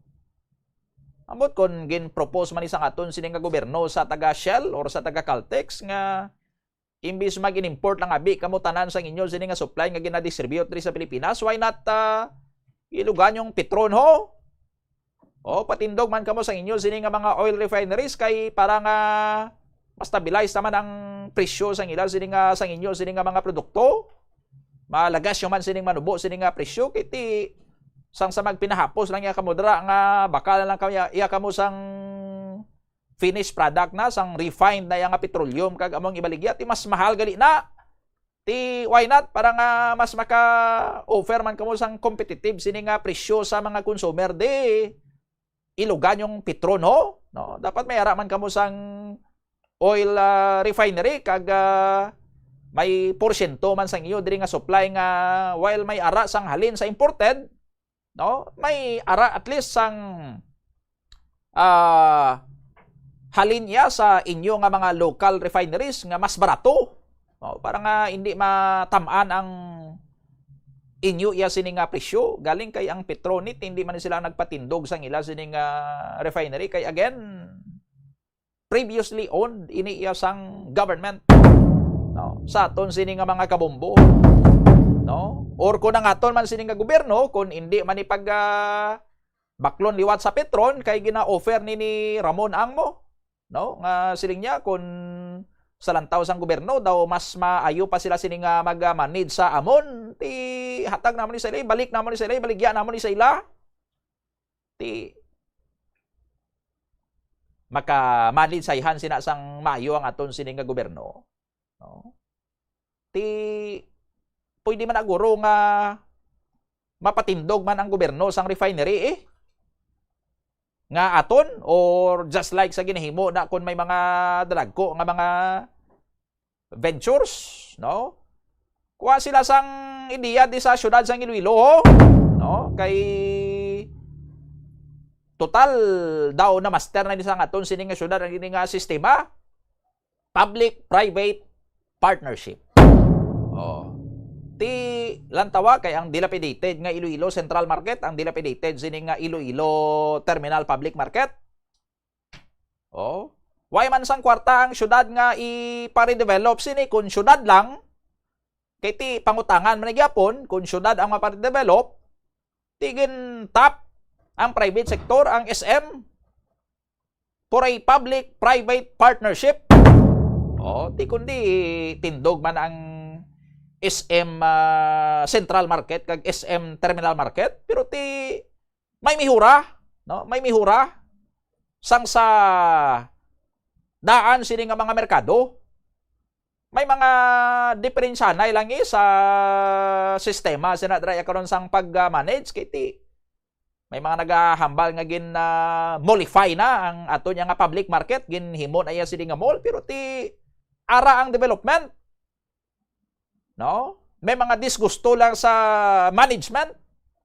Pero ti papilion abi ka mo subong ang daan nga sentral, ang daan nga super kag ang subong nga may turtindog na nga merkado. Tibo nga na sang public-private partnership.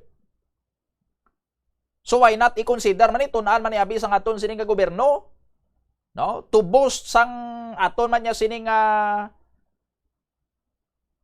supply sang langis. Hindi lang mag-boost lang sang supply kundi sang mas barato nga supply. And since isa sa makabulig nga pababarato ang bilis sang langis as proven by Petron nga kung may araya sila sang refinery ti source out lang sila sang crude oil i-process sa ilang sila nga refinery, mas barato siya nga mabaligya sang sa direkta nga finished product or refined petroleum nang imo sini nga kumprahon dito sa China, sa Singapore, no? Sa South Korea, sa Indonesia, ti mas mahal yang matunan mo, no? Ti mo na tani ang isurihan da kanday Senator Rodante Marcolita ho. Kung makabalik tani duty si Senator Ronald Bato de la Rosa basi kag refresh na tong iya sini nga utok ga kanang-kanang na tong iya sini nga agtang gagata na ning iya sini nga may mga ideya guro. Lawig sa nga pahuway mo, no? Ti magamit kita ning iya sini nga mga insights da kung paano pa mapa-improve ang ato niya sini nga pungsod in terms sa supply sang langis kag presyohanay sini hindi nga subong niya ti base sa record rio sa bilog nga kalibutan, no? May ara sang nagagwa nga mga records ni nga ang Pilipinas amo ang pinakaapektado gid sa tanan sini nga mga pungsod sa sining krisis subong didto sa Middle East. No? Bilog nga kalibutan. Gin-survey ang presyo sang langis sa Japan, sa France, no? Sa Sri Lanka, sa Australia, pati sa Nigeria. Ti apektado man sila tanan mo sang krisis. Kay ti ga-import man sila sang langis. No? Ti tap na tiyer gid ang Pilipinas. Sa tanan kung basihan ang ginsaka sang presyo sang diesel since February 23 up to now ini siguro, up to yesterday, no? Up to the latest nga fuel increase. Di makan mo ga panglalapaw yang Pilipinas, 81.6% ang ginsaka, no? Ti hindi na gani guro updated ni kay nga ati siling sa mga transport sa transport sector 100 kuan mo. More than 100% na ang ginsaka kay more than times 2 na, no? Ang ginpilo sang bilis sang krudo subong. Ti ari hindi pa ni updated. 81.6% pa lang diri ang ginsaka sa bilis ang langis, pero ti subong ya more than 100% na, no? More than kuan ganito sa Senate 130% na kuno ang figure to nga gina-present ni Senator Dante Marcoleta. 130% ang ginsaka sang presyo sa kada litro sang diesel. Tilan tawa balaho sa graph naton dira engineer, no?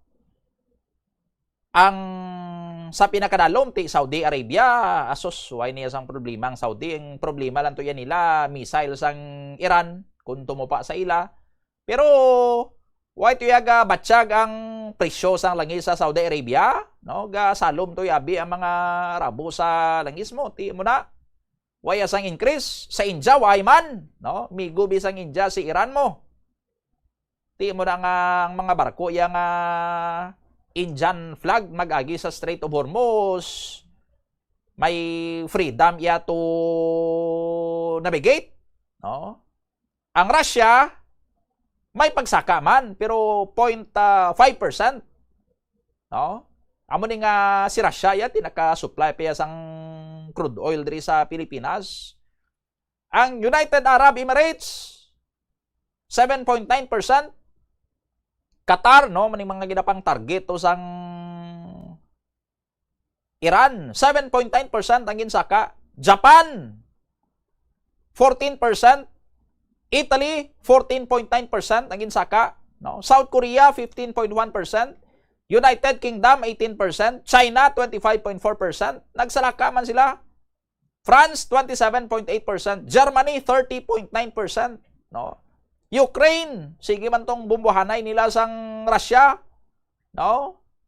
Ti 33.9% ang ginsaka.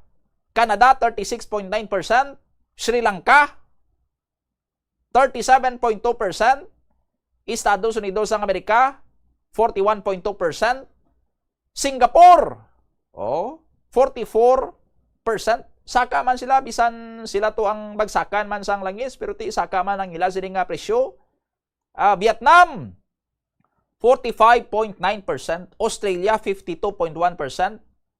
Malaysia, 57.9%. Nigeria, 78.3%. Ang Pilipinas, gidyo, 81.6% ang saka sang presyo sang diesel.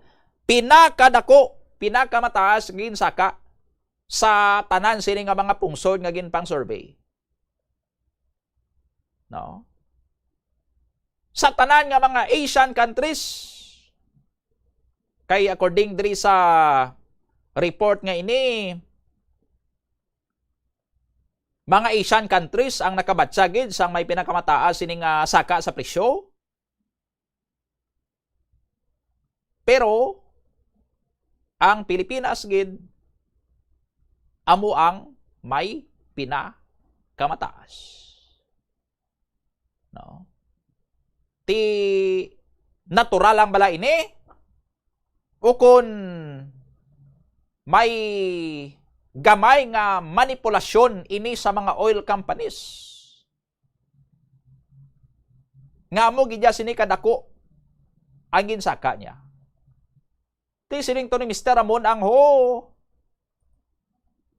willing man siya kuno nga mag bisan panubuan ang ilan sini nga profit. Ti ara malanggali po hindi malanggali.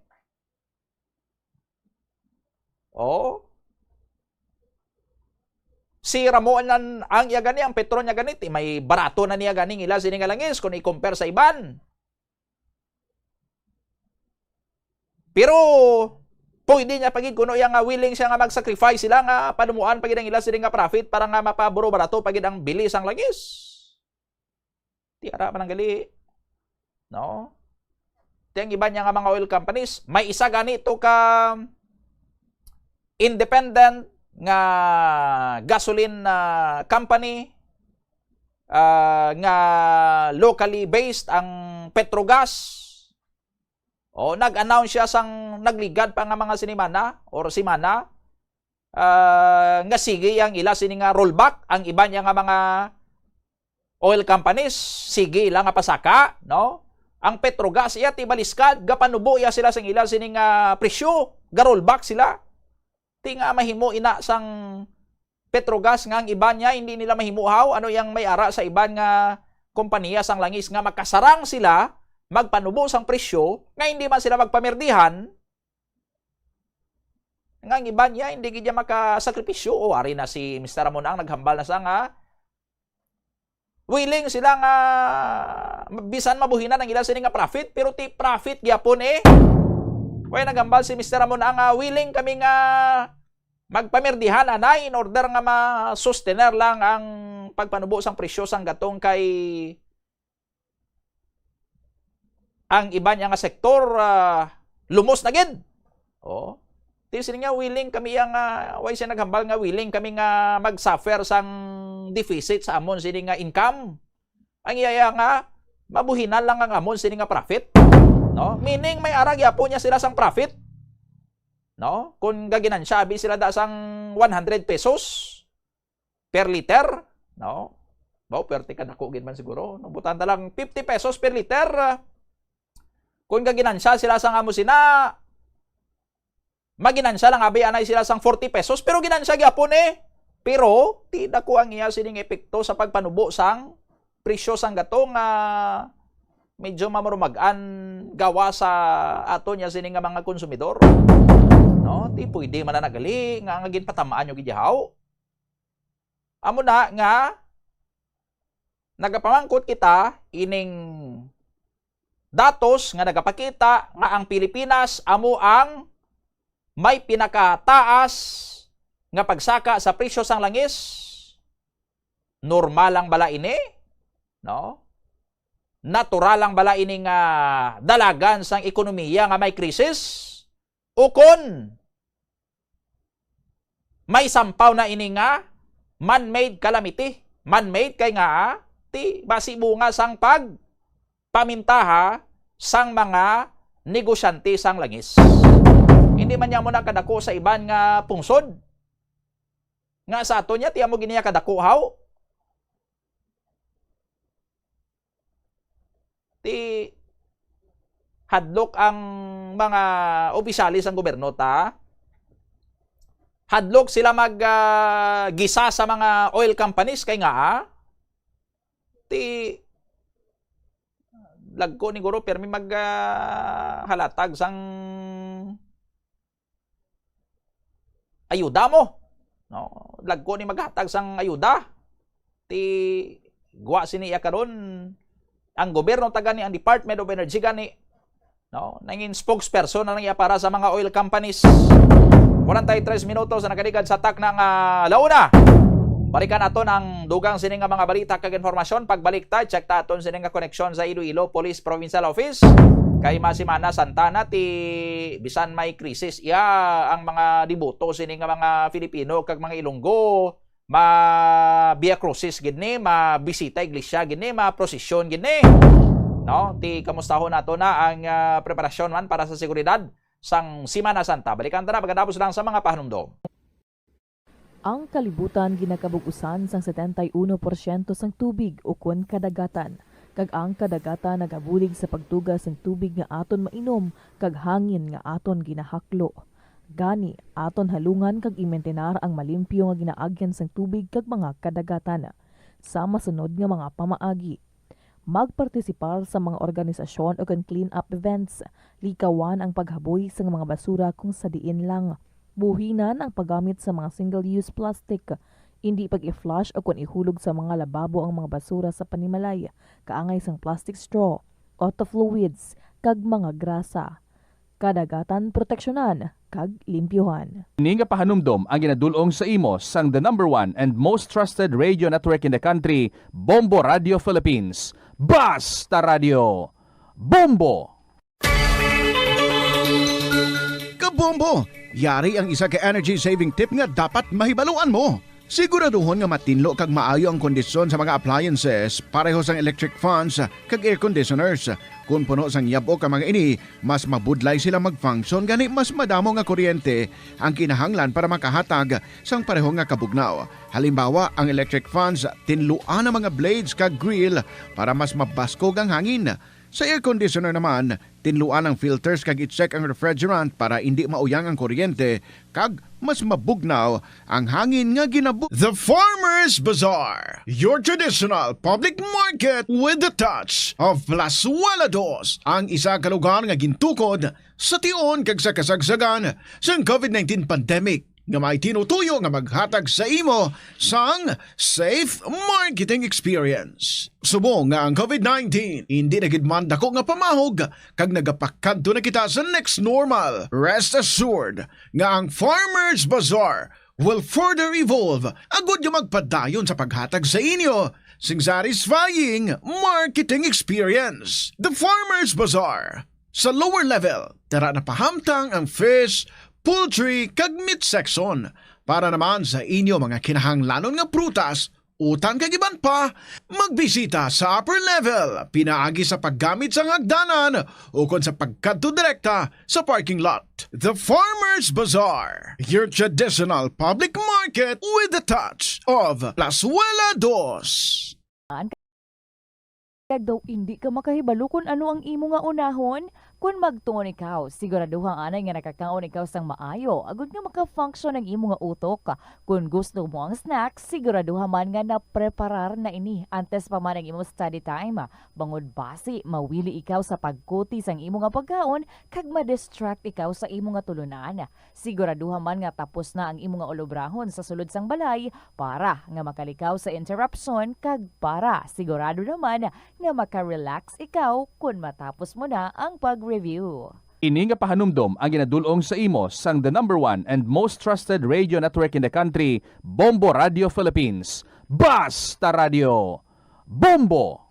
Panugyan na rin sa eksperto kung kwarta ang paghambalan. Apesar limitado ang imo abilidad nga mag-invest, ang gamay nga contribution sa investment accounts ang makabulig sa imo nga maggamit ang earned money nga maka-generate sang dugang nga income. Ikonsiderar ang pagbukas ng retirement account o kung iban nga investment account. Ini nga pahanumdom ang ginadulong sa imo sang the #1 and most trusted radio network in the country, Bombo Radio Philippines. Basta Radio! Bombo! Kabombo! Yari ang isa ka energy saving tip nga dapat mahibaluan mo. Masaming at tinluan ang gas burner, ilabi na pagkatapos ng pagluto. Siguraduhon nga wala sang bara ang mga gas burners para matalunsay ang pagdabdab sang kalayo. Ang barado nga burner ang isa sa mga rason nga madasig ang Plazuela de Iloilo Billboard of Activities for March 22 to 28, 2026.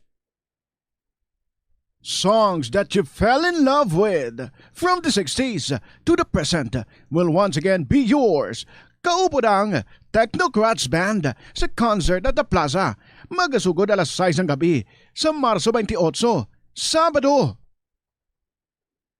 Sa tion sa musical show, napulo ka mga matahom nga Plazuela de Iloilo Mags kag madamo pa nga iban ang igaparafol sa mga suki sang Plazuela de Iloilo.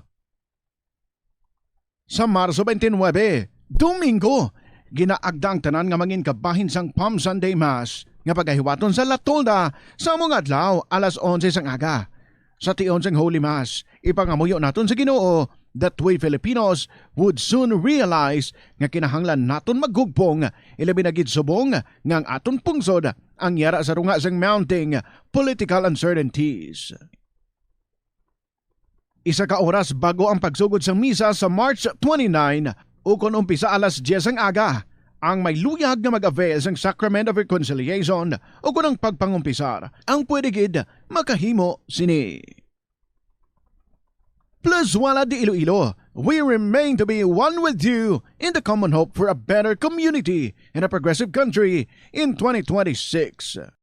Naga-subscribe bala ikaw sa mga serbisyo nga wala mo man ginagamit? Halimbawa, ang balayran mo na bala para nga makalantaw ikaw sang movies, pero sa tuod lang, wala naman ikaw tiyempo nga maglantaw sini. Hapos lang libatan ang bulanan nga mga subscription sa streaming services kag mobile apps, kag wala ka lang nakadipara, ma-charge na ini sa imo nga bank account bisan nga wala mo man regular nga ginagamit. I-review gid ang imo nga ginagastuhan sa mga charges kaangay sini, kag ikonsiderar man ang pagkanselar sa mga hindi kinahanglanon nga mga subscription agod nga mas magamit mo ang imo kwarta sa mas kinahanglanon nga mga butang. Ini nga pahanumdom ang ginadulong sa imo sang the number 1 and most trusted radio network in the country, Bombo Radio Philippines. Basta Radio Bombo! Problema sa susunod, ipabombo! Korupsyon sa gobyerno, ipabombo! Kakulang sang serbisyo sa matalatapan sang gobyerno, ipabombo! Inhustisya kag hindi patas nga pagtrato, ipabombo! Ipabombo! Programa sa Bombo Radio bilang dalang pansang banwa, ipabombo! Ipabombo! Problema sang komunidad, ipalabot naton sa natunggan kag solusyonan, ipabombo! Ipabombo! Diri lamang sa number 1 and the most trusted source of news and information, Bombo Radio Philippines. Basta Radio Bombo!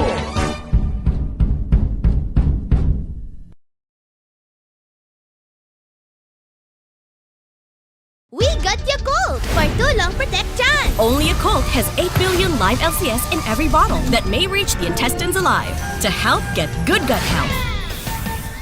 Panalo ka dyan! Mang sa jeans o kung tugas ang katigulangon ang rason sang hair loss o kung pagkaunot sang buhok, natukiban sang health expert sa South Korea nga ang hair loss ang tuga sang environmental factors. Sa bugos nga kalibutan, nagalabot sa 4.2 million ang nagakapatay bangod sa outdoor air pollution suno sa World Health Organization. Mas sobra 90% sang populasyon sa kalibutan ang nagaistar sa populated areas, sa diin ang heart attacks, aggravated asthma, irregular heartbeat kag poorer lung function ang pila lamang sa epekto sang air pollution. Kabombo! Yari ang isa ka energy saving tip nga dapat mahibaluan mo. May lain-lain nga pamaagi para makakinot sang gas kung magluto sa kusina. Isa na diri ang pagpreparar ng daan sang tanan nga mga panakot sa lutoon nga menu. Sa sini nga paagi, mangindiri-diretso ang pagluto. Mas marasig ang imo trabaho kag sigurado nga wala sang mauyang nga gas. Paano ipabilin nga matinlo ang ginakaon nga mga prutas kag utan? Dapat nga regular ang paghugas ng kamot nga may habon sa sulod sang 20 segundos bag-o kag pagkatapos mag-uyat sang anuman nga butang. Hugasan sa maayo mga prutas kag utan gamit ang tubig bago ini kaunon o kung isimpon sa Philippine Standard Time, 7 minutos antes ang 2:00 sa hapon. I-check naton sining koneksyon sa Iloilo Police Provincial Office. Naka-standby sa aton sining karon nga linya. Live ikaw sa Bombo Radio Iloilo, si Lieutenant Colonel Rolando Aranyo, ang spokesperson sa IPPO. Colonel Aranyo, sir, mayong hapon gid. Welcome diri sa Bombo Radio. Upon mo si Bombo Doni.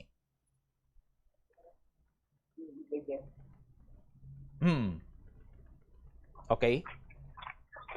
Check taliwat aton sining koneksyon with Police Lieutenant Colonel Rolando Aranyo. Balik-balikan ta siya kay nagka-trouble lang sa aton sining linya sang komunikasyon. Ibalon tani ang mga security preparations man karon sa aton sining mga kapulisan sa probinsya sang Iloilo kay ti mangin masako ang aton sining masunod sining semana kay Semana Santana. So madamo sa mga kauturan kita nga magbiyahe. Ang iban ti mabiyahe para magbakasyon niya, pero ti ang iban mag-travel para man sa bilang kabahin sang ilan sila nga pamalandong sa panahon sang Semana Santa, no, mapadulong sa mga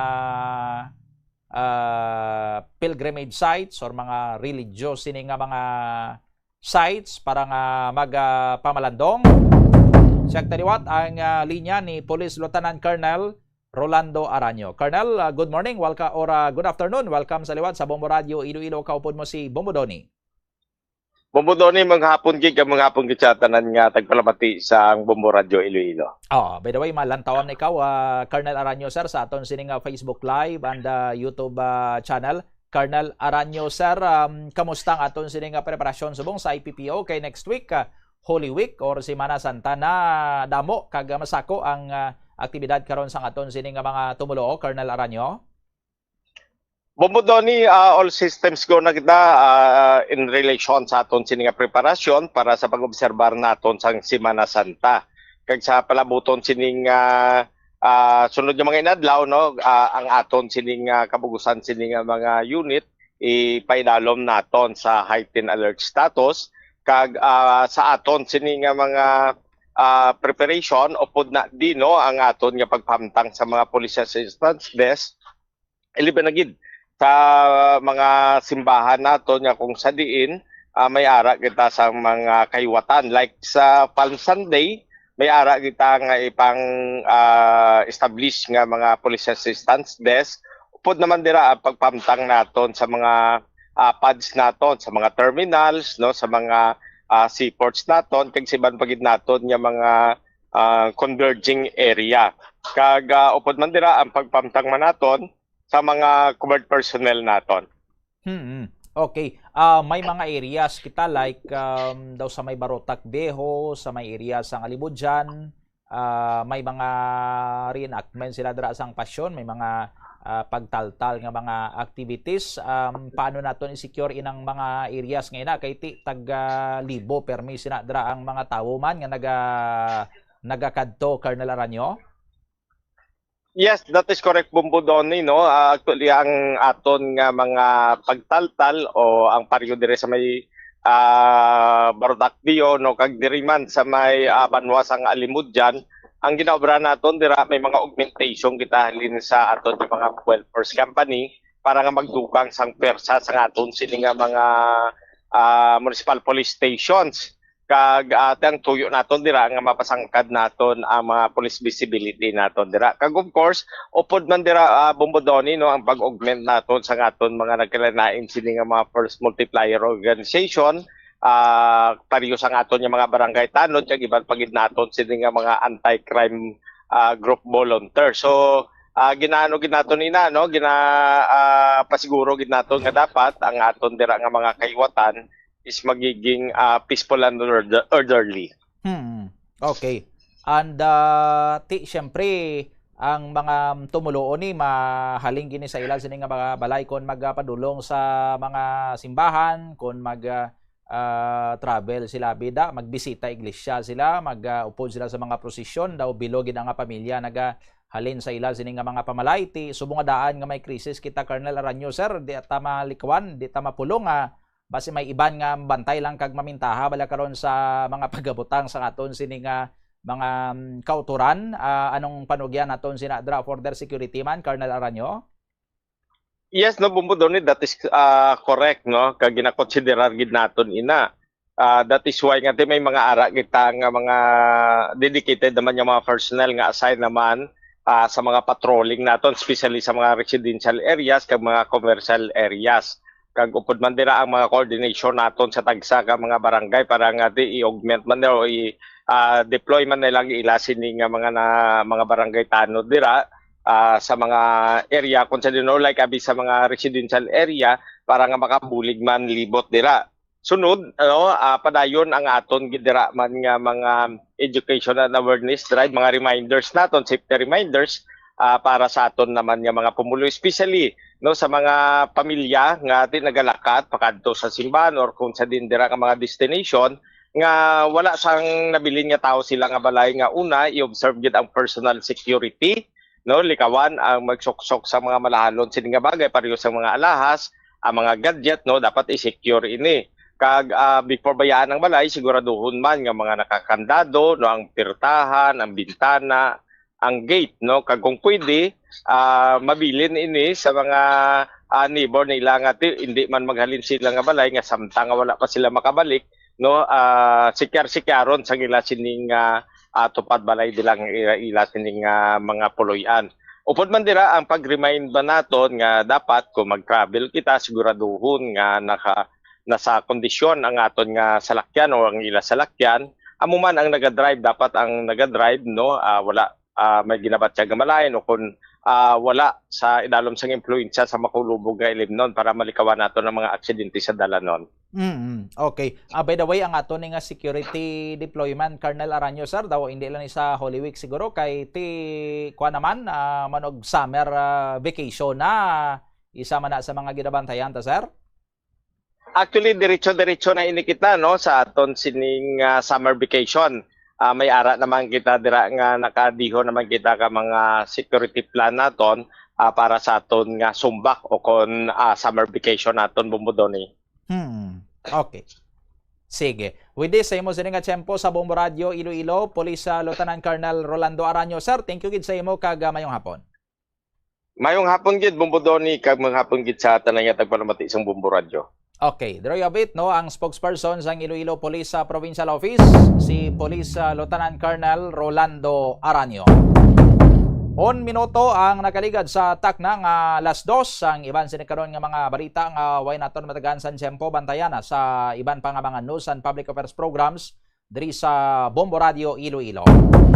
Kag standby na sa aton sini nga mga kabombo kay sunod na ang kahapon lamang program kaupod sa kay Tita Regine. Ini si Bombo Donnie Digalan. This is Bombo Radio Philippines, the number one and the most trusted source of news and information. Basta Radio, Bombo! Kabombo! Yari ang isa ka energy saving tip nga dapat mahibaluan mo. Kung magbutang sang pagkaon sa refrigerator, hindi magbutang nga bago pa lang naluto o mainit pa. Pabugnawaan na yung pagkaon antes taguon sa ref. Sa sini nga paagi, hindi maayawan ng fridge sa pagpabugnaw sang temperatura. Regular man nga i-defrost ang imo ref kag freezer. I-defrost na ini kung magdamol na sang 1/4 inch ang ice para masiguro nga maayo perme ang andar sini.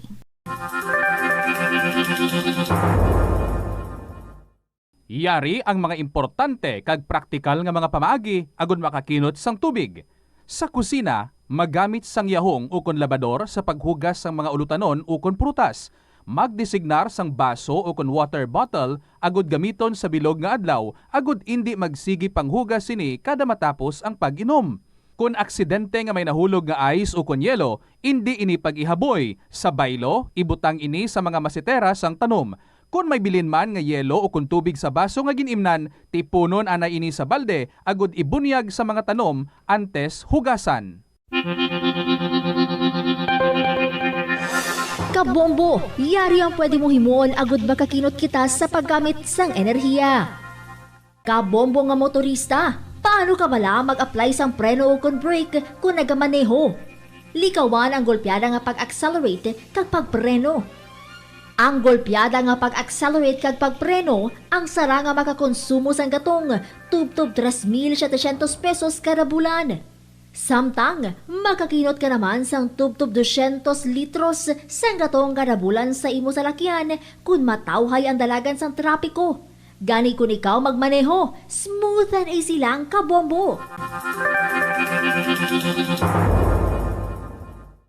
Yari ang mga simple nga paagi agon makakinot sang tubig. Magpamunyag lang sang tanom kon ginakinahanglan kag nagakadapat. Magtala na sang adlaw kag oras sang pagpamunyag sa mga tanom kag sundon ini. Bunyagan sa makaisa lang ang mga tanom sa sinang adlaw. Antes maglas 9 sa aga ang mas nagakabagay nga oras sa pagpamunyag agud nga mas makapanalupsop ini sa mga gamot kag mangin available sa bilog nga adlaw. Siguruha nga estable ang grounding sang mga kuryente sa imo panimalay. Ang estable nga grounding nagahatag sang proteksyon sa sensitibo nga electrical equipment sa imo balay batok sa golpeada nga surge sang kuryente kag sang pagpangilat. Kung magpatigayo naman sang home repairs, magpaninlaw sa gutters o mag-harvest sa mga prutas sa malapit sa mga linya sang kuryente. Magtangla gid sa imo uluhan nga indi mo ini matandog. Kung magamit sang hagdan, ipalayo ini sang indi magnubo sa 10 meters sa lin sa mga overhead lines.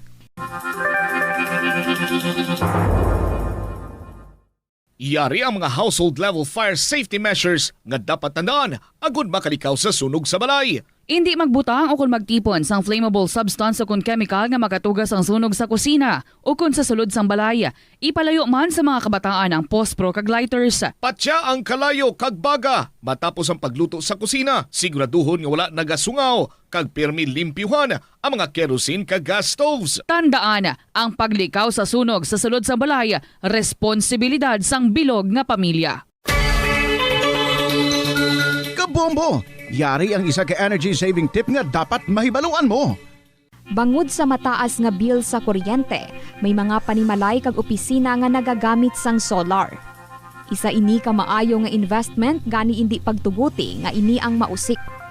Antes magpatakod sang solar facility, siguraduha nga safe ang imo solar installation na pinaagi sa pagkuha lang sang mga lehitimo nga suppliers. Likaw sa desgrasya, likaw sa budol kag sigurado nga tipid sa kuryente. Ano bala ang dapat tandaan sa tion nga magbiyahe agod mangin hassle-free ang bakasyon? Yari ang pila ka mga tips. Una, i-check ang health kag travel alert sa napili nga mga lugar. Ikadua, magpili isang safe nga accommodation.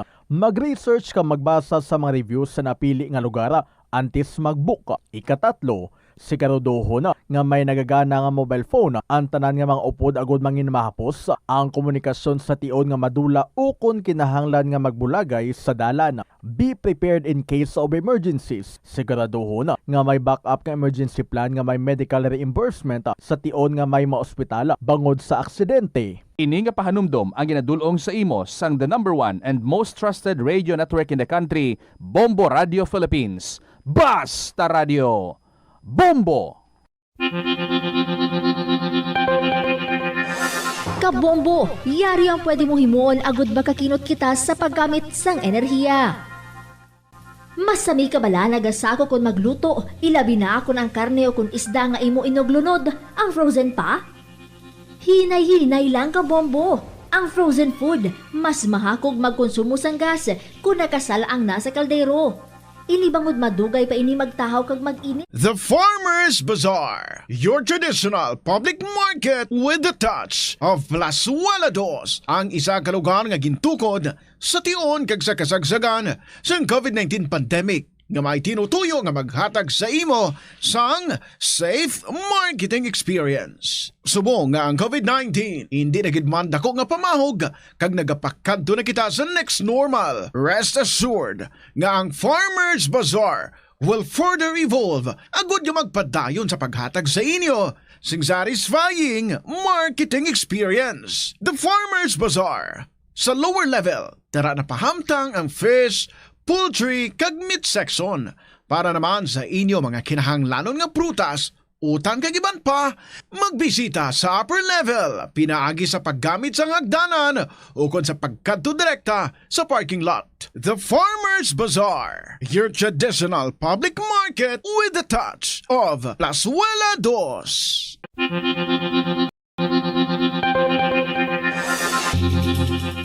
Sini nga panahon sang tag-ilinit, delikado ang sunog ilabi na sa sulod sang panimalay.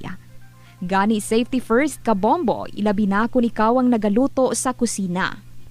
Siguraduha nga nahamtang sa mabugnaw kag well-ventilated area ang LPG tank kag indi masilakan direkta sang adlaw. Ang sobra nga init makapataas ang pressure sa sulod sang tangke nga mahimo magresulta sa aksidente. Chekyaron ini kung may tagas kag ipalayo sa kalayo.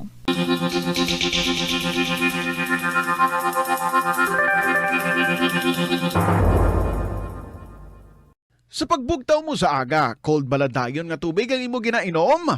Ay, dali lang, wait a minute. Para sa ininit. Suno kay Dr. Deborah Weatherspoon, isa ka advanced practice nurse, mas maayo nga mag-inom sang alabaab nga tubig sa aga. Paathag ni Weatherspoon, iniya nagabulig sa lawas nga magpagwa sang toxins kag naga-improve sang imo blood circulation. Sa mga babayi, ang pag-inom sang alabaab nga tubig ay nagabulig man kung ikaw nagasuprer sang period cramps.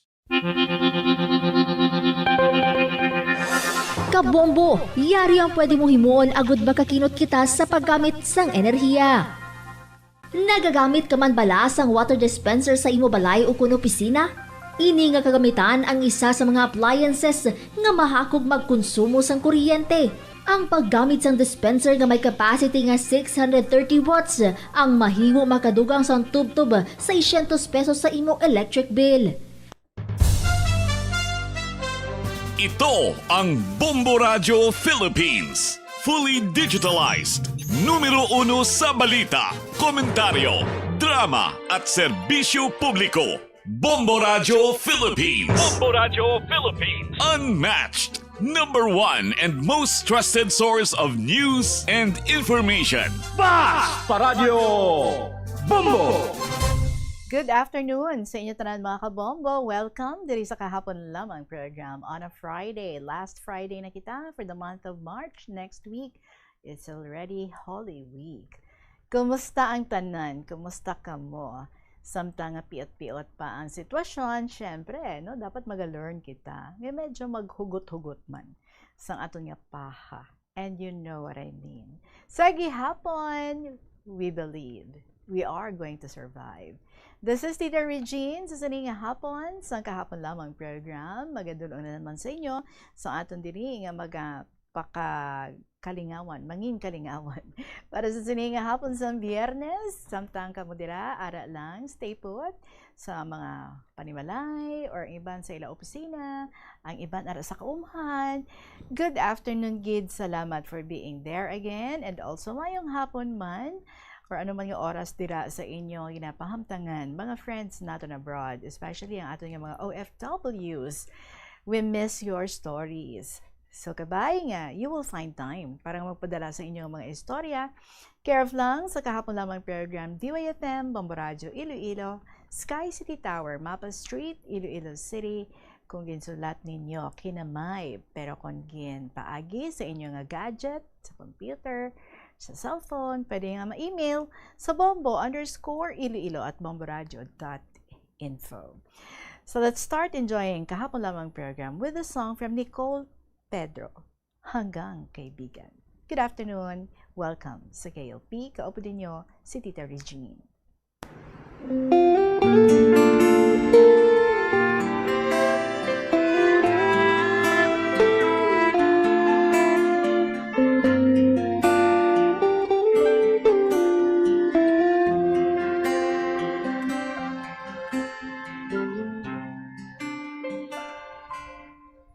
Sinungaling talaga ang pusong ito.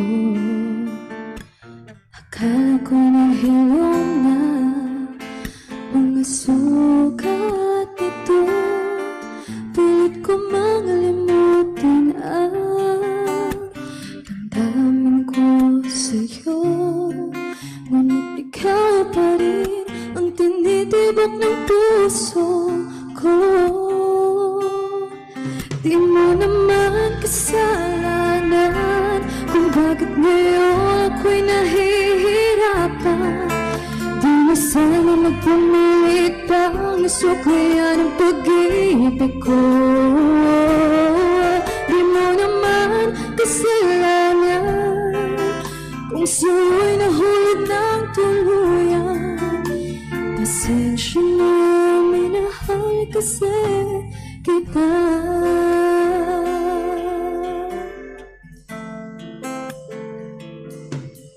Kahit pahirin ang luha sa'kin ng mata, ang pag-ibig ko sa'yo kailan may di mawawala. Tumingin man sa iba, sa puso ika'y nag-iisa. Dahil ikaw lang ang tinitibok ng puso ko. Di mo naman kasalanan kung bakit ngayon ako'y nahihirapan. Di na sana nagpumilit pang nasuklayan ang pag-ibig ko. Di mo naman kasalanan kung sa'yo'y nahulog ng tuluyan. Pasensya na, minahal kasi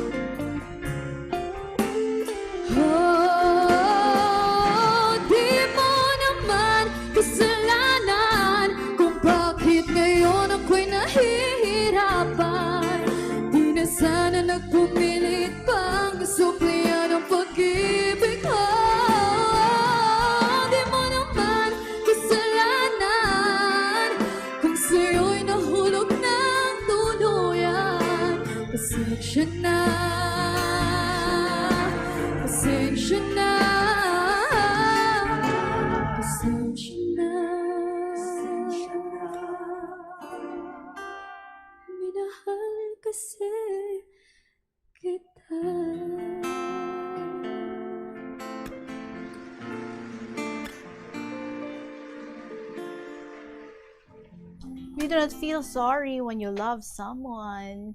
16 minutes after 2 o'clock, pampabuenas kita mga kabombo. We have a winner sa ating promo, Buena Mano Salvo Year 20 Week 2. Buena Mano Salvo! Narito na ang isang nanalo ng 1,000 pesos in cash at gift pack ngayong araw. Congratulations sa ating winner, second winner natin for today sa ating daily draw. Magadaog sa 1,000 pesos nga cash of plus gift pack. Kag ang gift pack, of course, na may nakasunod, no? Nga mga masunod. Isa ka balde nga Orocan, 3 ka packs ang Kumiya Bihon, isa ka box ng MX3 coffee, kag 2 ka boxes ang Remzic vitamins. So, ma-enjoy nyo gini ni sang bilog nga pamilya ang unod sa atong gift pack. And hindi lang ina, may 1,000 pesos ka pa. So, congratulations sa ating winner. 38 years old, Orocan nga sticker, ang iyang ginlakip. Nagabutan sa presensya ng ating FDA representative, Arlene Ponzalan. Congratulations, taga 30 Duran Street, Iloilo City. Our winner, Maria Judith Obsequio. Congratulations sa imo, nakadaog ikaw sa 1,000 pesos nga cash plus gift pack nga may unod, isa ka balde nga Orocan, 3 ka packs. Ang ini nga mga gift packs nakasulod sa isa ka balde nga Orocan, and then may ara pagid nga 3 ka gift or 3 ka packs sang Kumiya Bihon, isa ka box ng MX3 coffee, kag 2 boxes sang Remzic vitamins. Congratulations kadto ka na diri, Maria Judith Obsequio. Oras natin, it is now 18 minutes after 2 o'clock, and it's time for us to read this story all the way from Sri Lanka. Alam nyo na yan kung from whom. Siyempre, si Aguila sa Sri Lanka. She has a story for us sa sininga hapon, nagasiling, Dear Tita Regine.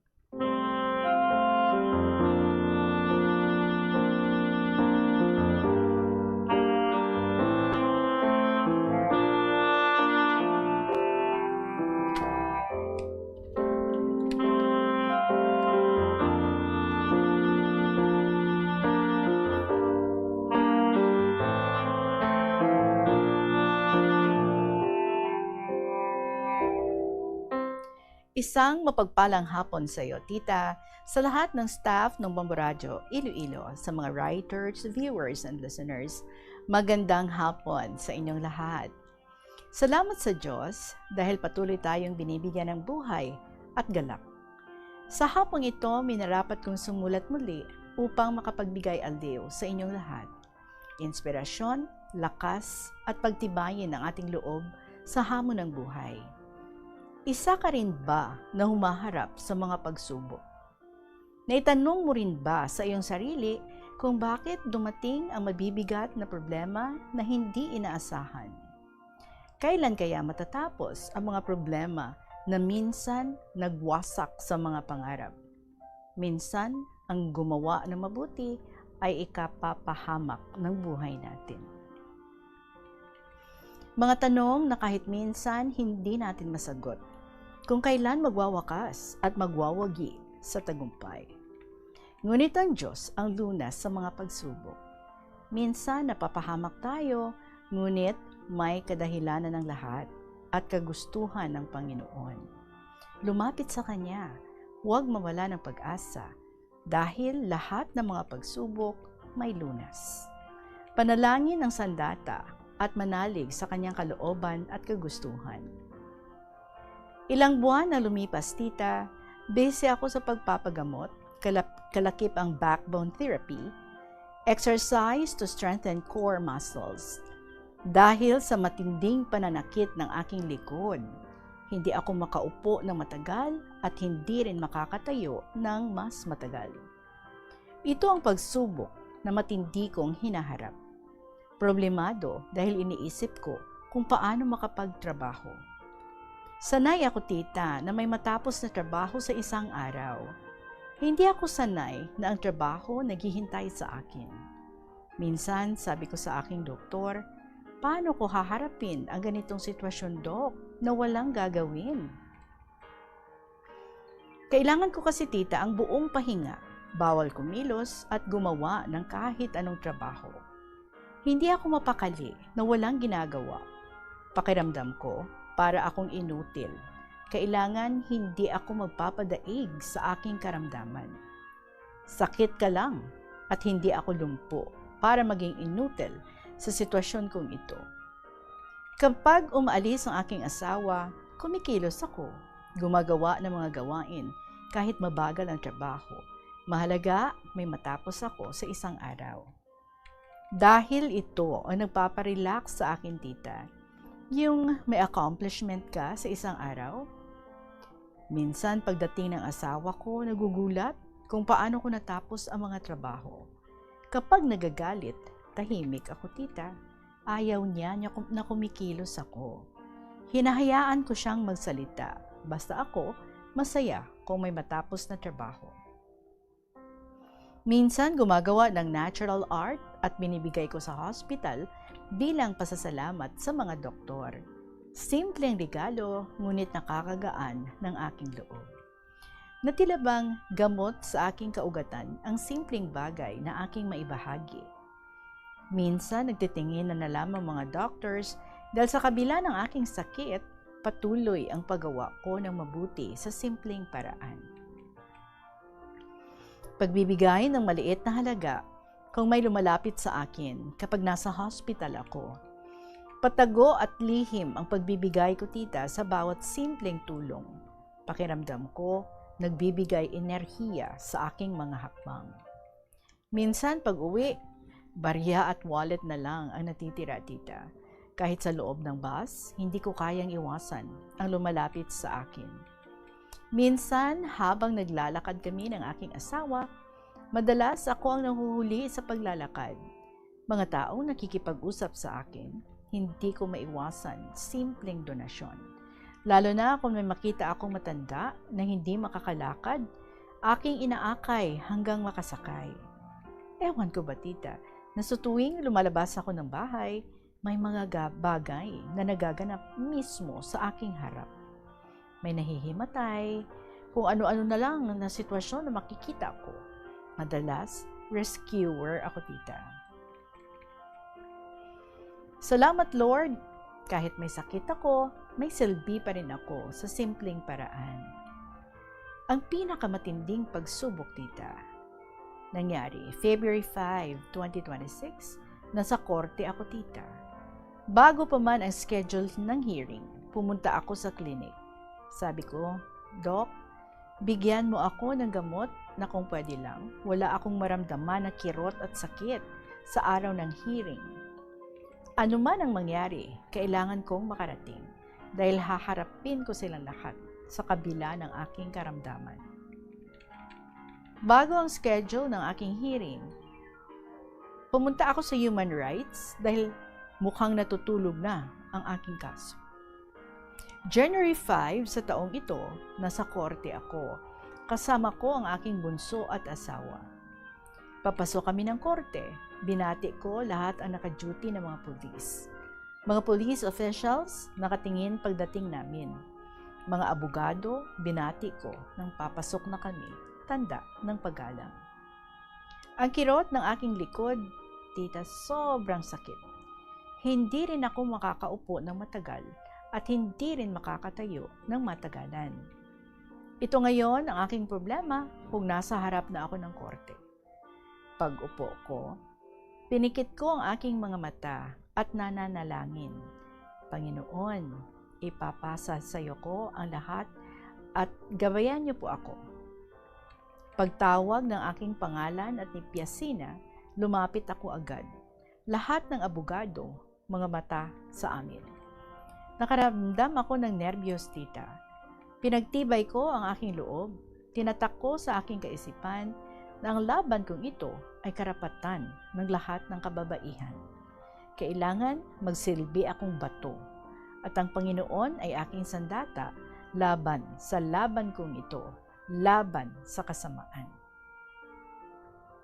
Nang nanumpa na, tinaas ko ang aking kanang kamay bilang pagsasabi ng buong katapatan. Ay, bakit ganito? Lahat na sinalang, bakit hindi nila tinaas ang kanilang kamay kanang kamay sa panunumpa? Bakit kaya lahat hindi tinataas ang kanang kamay sa panunumpa bago umpisahan ang investigasyon? Basta ako, susundin ko kung ano ang tama at nararapat. Ang bugso ng damdamin ko ang aking susundin. Dala ko ang aking bag, puno ng mga dokumento at ebidensya, bago ako humakbang sa maliit na kahon na may taas ng mahigit 1 foot ang taas mula sa sahig. Ganon din si Piasina. Pay attention ako, tita, at nakahanda ang aking sarili. Pinalapag ang folder ko na hawak, folder na sarili kong gawa at light pink na may natural na disenyo na dahon ng nganga. Lahat na palamuti sa aking katawan, mula sa ulo, leeg, kamay hanggang sa high heels, ay sarili kong gawa. Sabi ng translator, walang kodigo. Sagutin mo ang lahat ng mga katanungan. Sa isip-isip ko, hindi kodigo ito, kundi ang laman ng folder, mga ebidensya. Nilapag ko ng dahan-dahan. Sabi ko, baka pati sapatos ko ipahubad mo? Kapag ipahubad mo, sigurado ako rin. Ako ang magtatanong. Sabihin ko talaga kung anong article at bakit bawal. Nakatitig ako mata sa mata ng translator. Sabi ko, dito lang ako magpo-focus sa mga tanong at hindi magpapadistract anuman ang sitwasyon. Nang nanumpa, tinaas ko kanang kamay ko at tinuon ang aking mga mata sa judge. Buong katapatan ang pagsasabi ng totoo. Bahala na kung sino ang aking masagasaan sa oras na ito. Wala akong kakampi, kundi sarili ko lamang ang pagkakatiwalaan ko ngayon. Ito ang oras na aking inihintay, ang pagtatanong nila sa akin. Habang nanunumpa ako sa harap ng judge, ang titig ko, tita, sa mata ng judge. Pakiramdam ko, may apoy na lumalabas sa aking mga mata. Nagpapahiwatig ng galit at buong katapatan. Ang boses ko parang umi-echo sa lakas at buo. Na natapos ang panunumpa, binaba ako ng dahan-dahan ang aking kanang kamay at tinuon ko ang aking mga mata sa translator. Bago nagumpisa ang mga katanungan, kwestiyon ng dalawang abogado ni Piasina ang blotter book. Bakit raw hinayaan akong magsulat sa blotter noong panahong nagsampa ako ng kaso? Ang haba ng diskusyon nila, tita.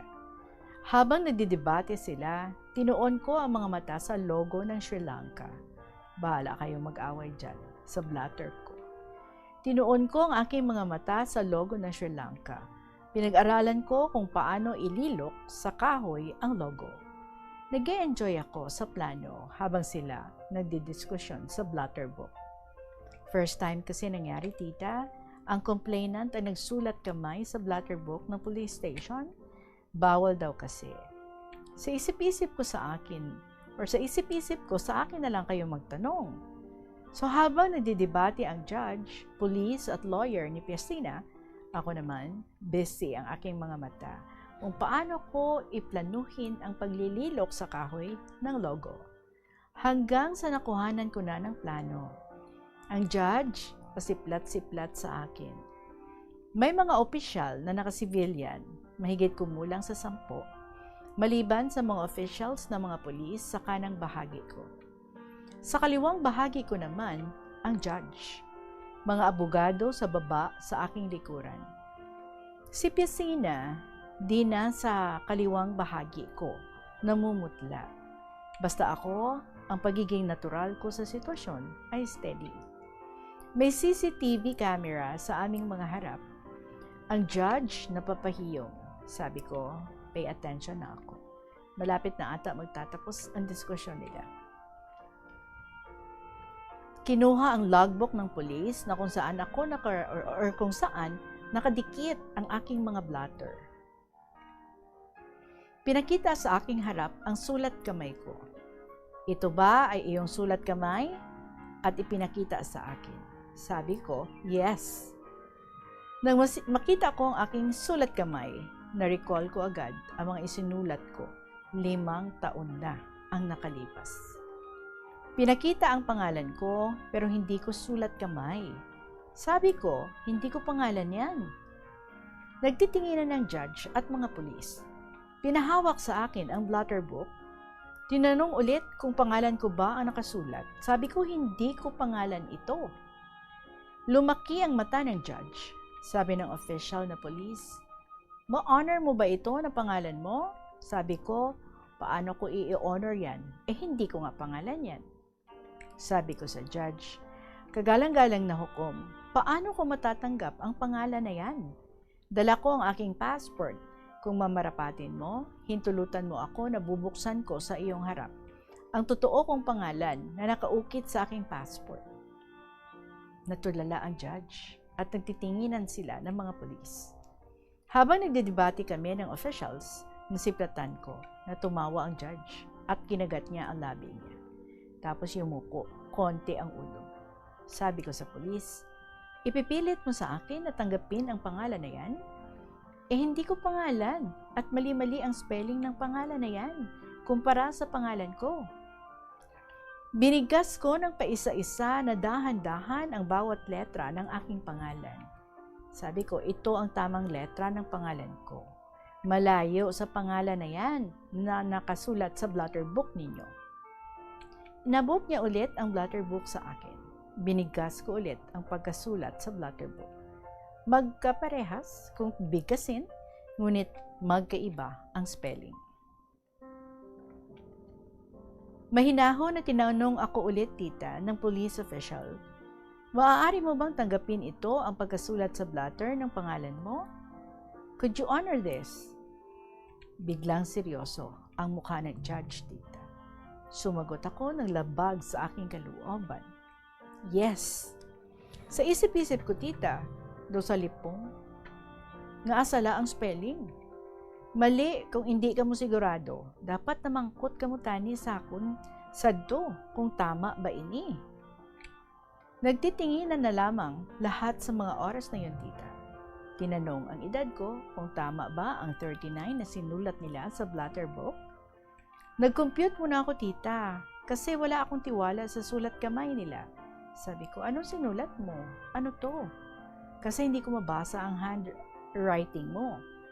Edad mo ng panahon ng aksidente? So nag-compute ako sa isip ko na mabilis bago ko sinagot ang tanong niya. Sabi ko, 44 ako ngayon, so after 5 years, ang nakaraan, I was 39 years old. Bago lumipas ang 5 taon. So salit-salitan ang mga tanong, tita, mula sa judge hanggang sa mga abogado ni Piesina. Lahat ng mga tanong, sagot ng direkta. Hanggang ang judge nagsabi at nagalit. Kasi ang haba-haba daw ng sagot ko, kung ano ang tanong, dapat yun lang ang sagot lang.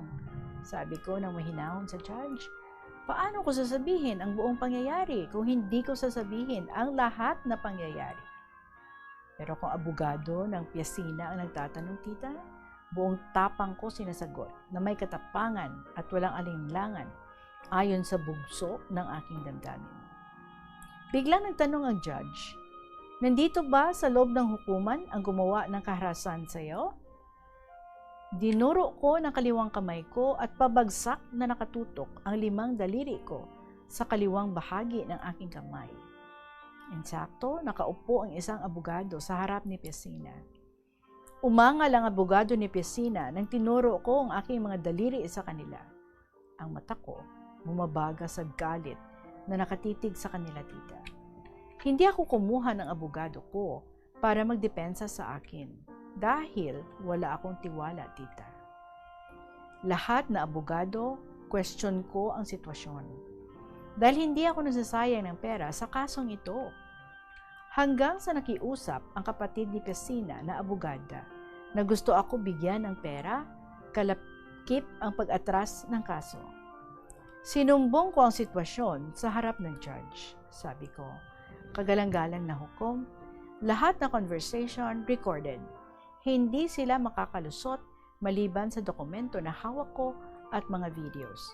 Kung pagbibigyan mo ako, Your Honor, Ilalatag ko mismo ngayon ang mga ebidensya sa inyong harap para matapos na. Patunay na pinagtangkahan akong gahasain ng matandang yan. Nabigla ang hukom, tita. Humakbang ang kaliwang paa dahil bala kong bumaba sa aking kinatatayuan at hatakin ang aking maroon na bag, puno ng mga dokumento at ebidensya. So siya nino.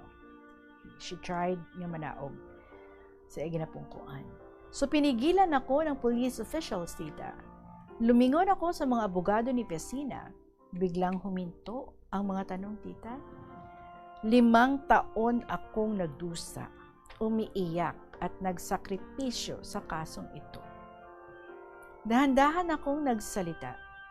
I will not withdraw this case because I deserve to respect the rights of my privacy. Ibinuhos ko lakas at buo ng aking boses sa huling bigkas ng aking mga labi. Tumulo ang luha ko, tita, sa kaliwang bahagi ng aking mata. Ngunit tumatayo pa rin ako ng matatag sa harap ng karamihan na may tapang at integridad ang aking naramdaman sa mga oras na yun, tita. Huminto ang mga katanungan sa mga oras na yon. Napatulala mga abogado ni Pesina. Nag-request ang kampo ni Pesina na itutuloy ang mga katanungan sa susunod na hearing. Pagkatapos ko magsalita, tita, pinababa na ako sa aking kinatatayuan at nagsalita ang hukom. Binabalaan sila at pinagbawalan na makiusap sa akin upang withdraw ang kaso. Naggalit ang hukom sa mga oras na yon. Pagkatapos ng hearing, tita, umupo ako agad dahil sobrang sakit ng aking likod. Biglang yumakap si Oshani at hinalikan ko, tita. Nagyakapan na lamang kami, tita, ng aking anak. Lumabas na ang lahat ng mga official sa loob ng korte. Nakatingin sila sa amin habang nagyayakapan kami ng aking anak. Nakikita ko, sobrang sigla ng mga pulis habang nakatingin sa amin. Ang sarap ng mga ngiti. Lumapit ako at nagpaalam, tita, sa mga officials. Pagdating ng bahay, sabi ng aking asawa, nanginig daw siya, tita, sa takot. Awa sa akin dahil alam niya na kalalabas ko lang sa hospital. Tapos sinalang ako sa korte. Sabi ng partner ko, sobrang tapang mo sa korte at lahat ng mga tanong sinagot mo na walang pag-alinlangan. Sabi ng police officials, mga sagot mo katumbas ng isang abogado.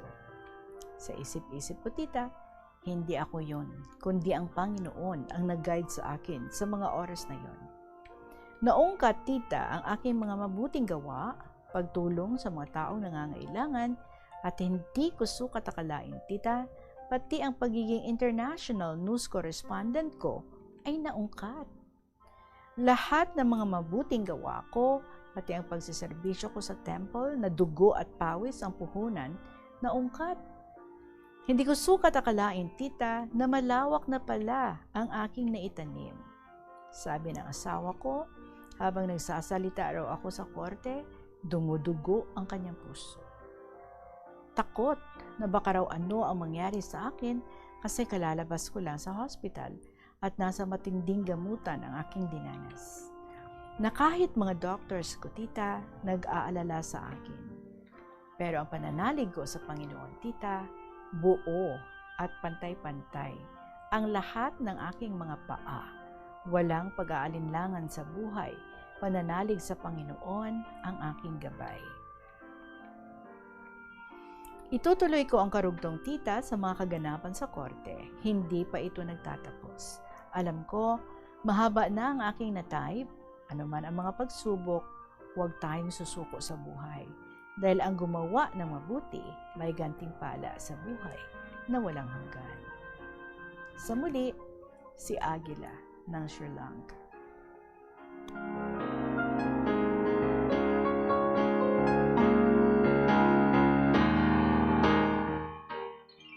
Well, I know, Aguila ng Sri Lanka, you have prepared for that moment. Kaya di ba daw last time sa mga letters mo nag-ugtas ka na, kaya di daw feeling mo daw wala nila ginatagaan atensyon ang imo nga kaso. Kag na-extend hasta nga naglawig sa 5 years. Kag until now, wala pa sa gihapon na desisyonan, but subong lang liwat. Nga ginbuksan ang imo nga kaso, kag subong lang liwat ka mo nga gina-hearing. So I hope that you will have the patience still para nga maka-testify ikaw para sa imo nga kaugalingon. I do not understand nga way ka nagkuha sa abogado, but well, maybe that's accepted dira sa Sri Lanka nga ikaw na lang ang mag-aabogado sa imo nga kaugalingon. But let's hope for the best and we pray nga ang hustisya wala nagakatulog kag mahatag gid ini sa imo, because this really means something para sa imo. So good luck, kag kung may sugbon pa ano man ang mga resulta sang hearing ninyo, ari lang kami diri sa KLP magahulat gid any updates. Thank you so much sa imo and God bless you. Aguila sa Sri Lanka. 42 minutes after 2 o'clock, magapanabalik ang KLP pagkatapos ng pila ka mga importante nga mga pahibalo. Tas nga saging kabombo, nakahibalo ka bala? Nga ang Pilipinas ang ikaduha sa pinakadako nga exporter sang saging sa bilog nga kalibutan. Sandig sa United Nations Food and Agriculture Organization, ang pungsod ang naka-export sang 2.93 million metric tons sang saging sa tuig 2025. Nagapangduha kita sa top exporter nga pungsod Ecuador. Ang saging manggaranon sa mga bitamina kag minerals, kaangay sang vitamin A, C, B6 kag potassium nga kinahanglan sang immune system, energy production kag cell protection. Bangod sa mataas nga potassium content sang saging, epektibo ini sang healthy blood pressure kag nagasuporta sa overall heart function. Ang kasubo kag depresyon ang hindi pareho nga balatyagon. Ang depresyon ang hindi gulpiyada lang nga nagakatabo sa isa ka tawo. Masami man nga ginakabig sa mga tawo nga depressed ini bangod sa kasubo nga nagakabatyagana. Ang kasubo temporaryo lang nga nagakabatyagan sang tawo kag masabi Plus Wala de Iloilo Billboard of Activities for March 22 to 28, 2026. Songs that you fell in love with from the 60s to the present will once again be yours. Kaupo ang Technocrats Band sa concert at the Plaza.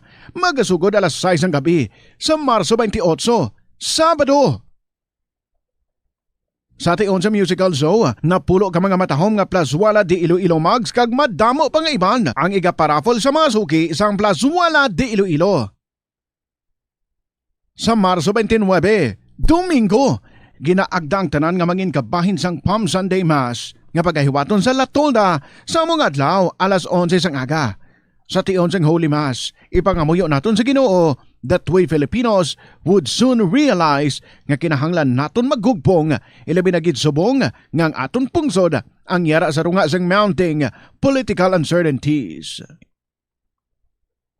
Isa ka oras bago ang pagsugod sang misa sa March 29, ukon umpisa alas 10 ang aga, ang may luyag nga mag-avail sang Sacrament of Reconciliation ukon ang pagpangumpisar, ang pwede gid makahimo sini. Plus Wala de Iloilo, we remain to be one with you in the common hope for a better community and a progressive country in 2026. Hindi ako ne. Kada 39 segundo, may isa ka tawo nga nagakabiktima bangod sa paggamit sang computer.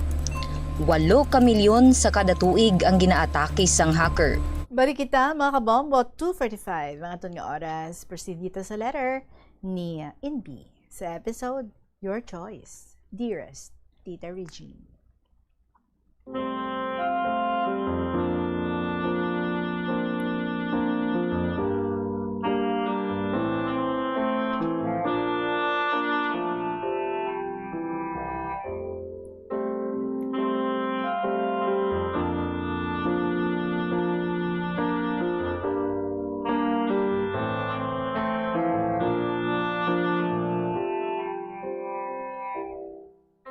Hello, my friends out there.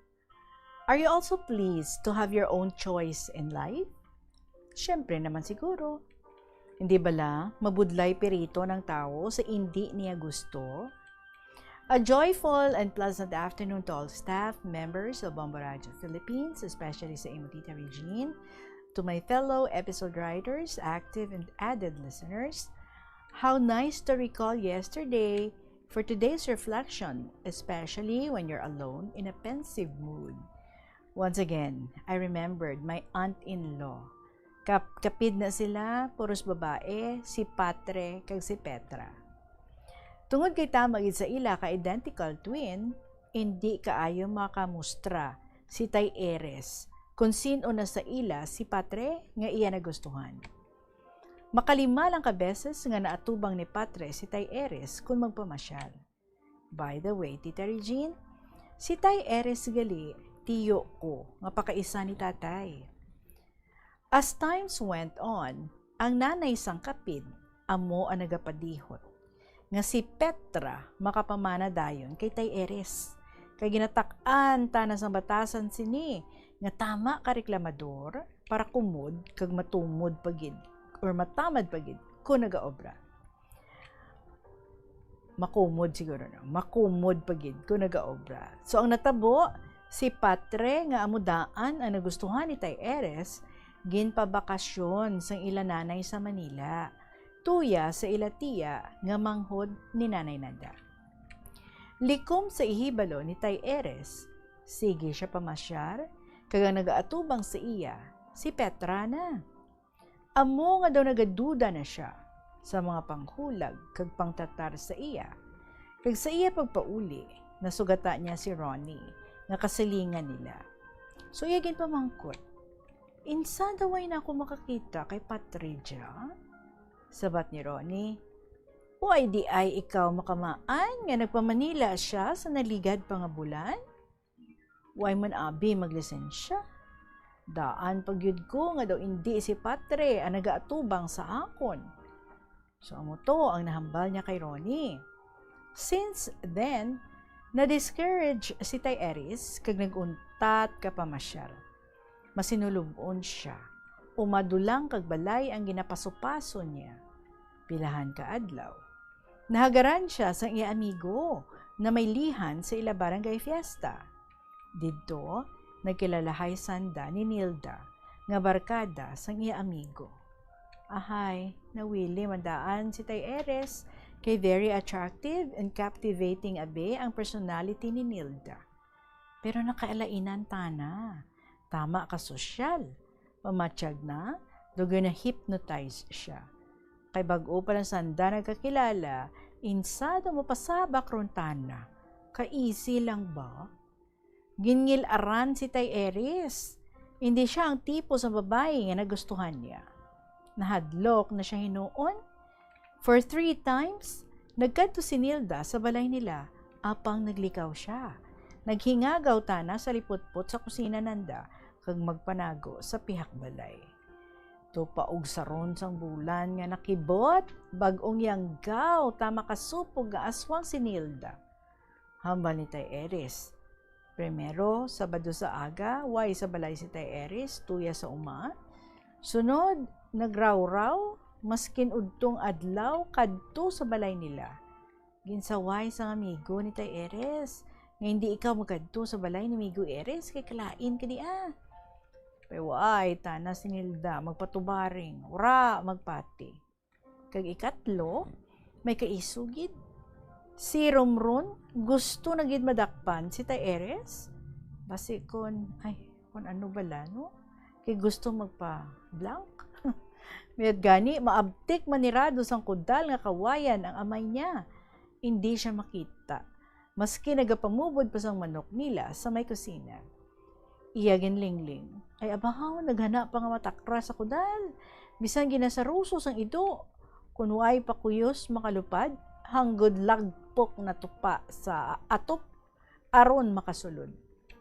Kasambit maninali si Tay Eres ang, Diyos ko, palihog, tabuga ang malain ni espiritu. Maluoy ka sa akon, Diyos ko. Kagdayo nagpanaw. Amo to nga nangita sang ila paryente kay ginhagad si Tay Eres nga mabakasyon anay sa city para makalikaw kay Nilda. Nagatanaw sila sa sine para malingaw, nagadayan-dayan sa mall, kag nasugata nila ang classmates ng iya paryente. Naghagaray sila magpabugnaw, nag-snack sila. Iya ginintroduce si Tay Eres sa iya classmate, kag maayo man ang ila pag-istorya kay ka-friendly man kay Imelda. Naglisensya ang iya paryente kung pwede sanda makapamisita sa ila balay sa subdivision. Nag-okay man si Imelda kay may pagtingin man siya kay Tay Eres.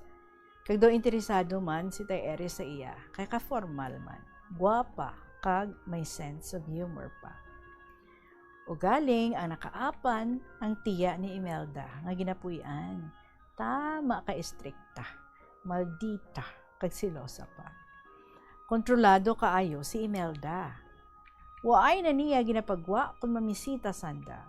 Waay na ginapag-grocery si Imelda nga siya lang isa. So isa ka bes, nagbakal sila prutas, gindala kay Imelda sa ila pagpamisita. Pero waay sila pagpadayuna. Gintakan si Tay Eres kay nagpauli sila sa probinsya. Nagpadala siya love letters kay Imelda. Kay waay gid siya balusi. Gali, ginabantayan sang iya tiya ang sulat ni Tay Eres. Iya gina-open, ginabasa, kag sunugon. Pero may isa ka sulat nga nakalusot, kag amo pa ang pagkahibalo sini, pag-reply ni Imelda. Ginkapoy, kag ginugtan si Tay Eres, hasta nga ginuntatan na ang pagsulat kay Imelda. Nagbalik ang huna-huna sini kay Patre, kay ginasugo na siya sa iya amay nga mga sawa. 37 years old na abi siya. Hasta nga nagplano siya nga iaapason si Patre sa Manila. Sige siya pray nga daan, way pa siya nubyo, until nga gindamgo na niya nga si Patre, gusto mo pa uli kay nahidlaw sa iya. Dahil naglisensya si Tay Eres kay tatay niya nga gusto na dulang apason si Patre sa Manila. Luwas ang naipon niya nga kwarta, nagpadarawat pagid sang humay ang iya amay para may balunon kung may ipleta sila ni Patre sa ilang nga pagpauli dya sa probinsya. Alas 2:53, padayon na nato ang pagsulad. Pagkatapos ng pila ka mga importante nga mga pahibalo. Kabombo! Yari ang isa ka energy saving tip nga dapat mahibaluan mo. Magdesignar sang green officer sa kada departamento. I-check ang suga, aircon, kag mga equipment bag-o magbiya o kon magpauli. Siguraduhon nga nakuha sa saksakan ang tanan nga appliances o kon computer. Ilabi na kung weekend nga malawig pa ang inadlaw antes ang pagbalik sa opisina.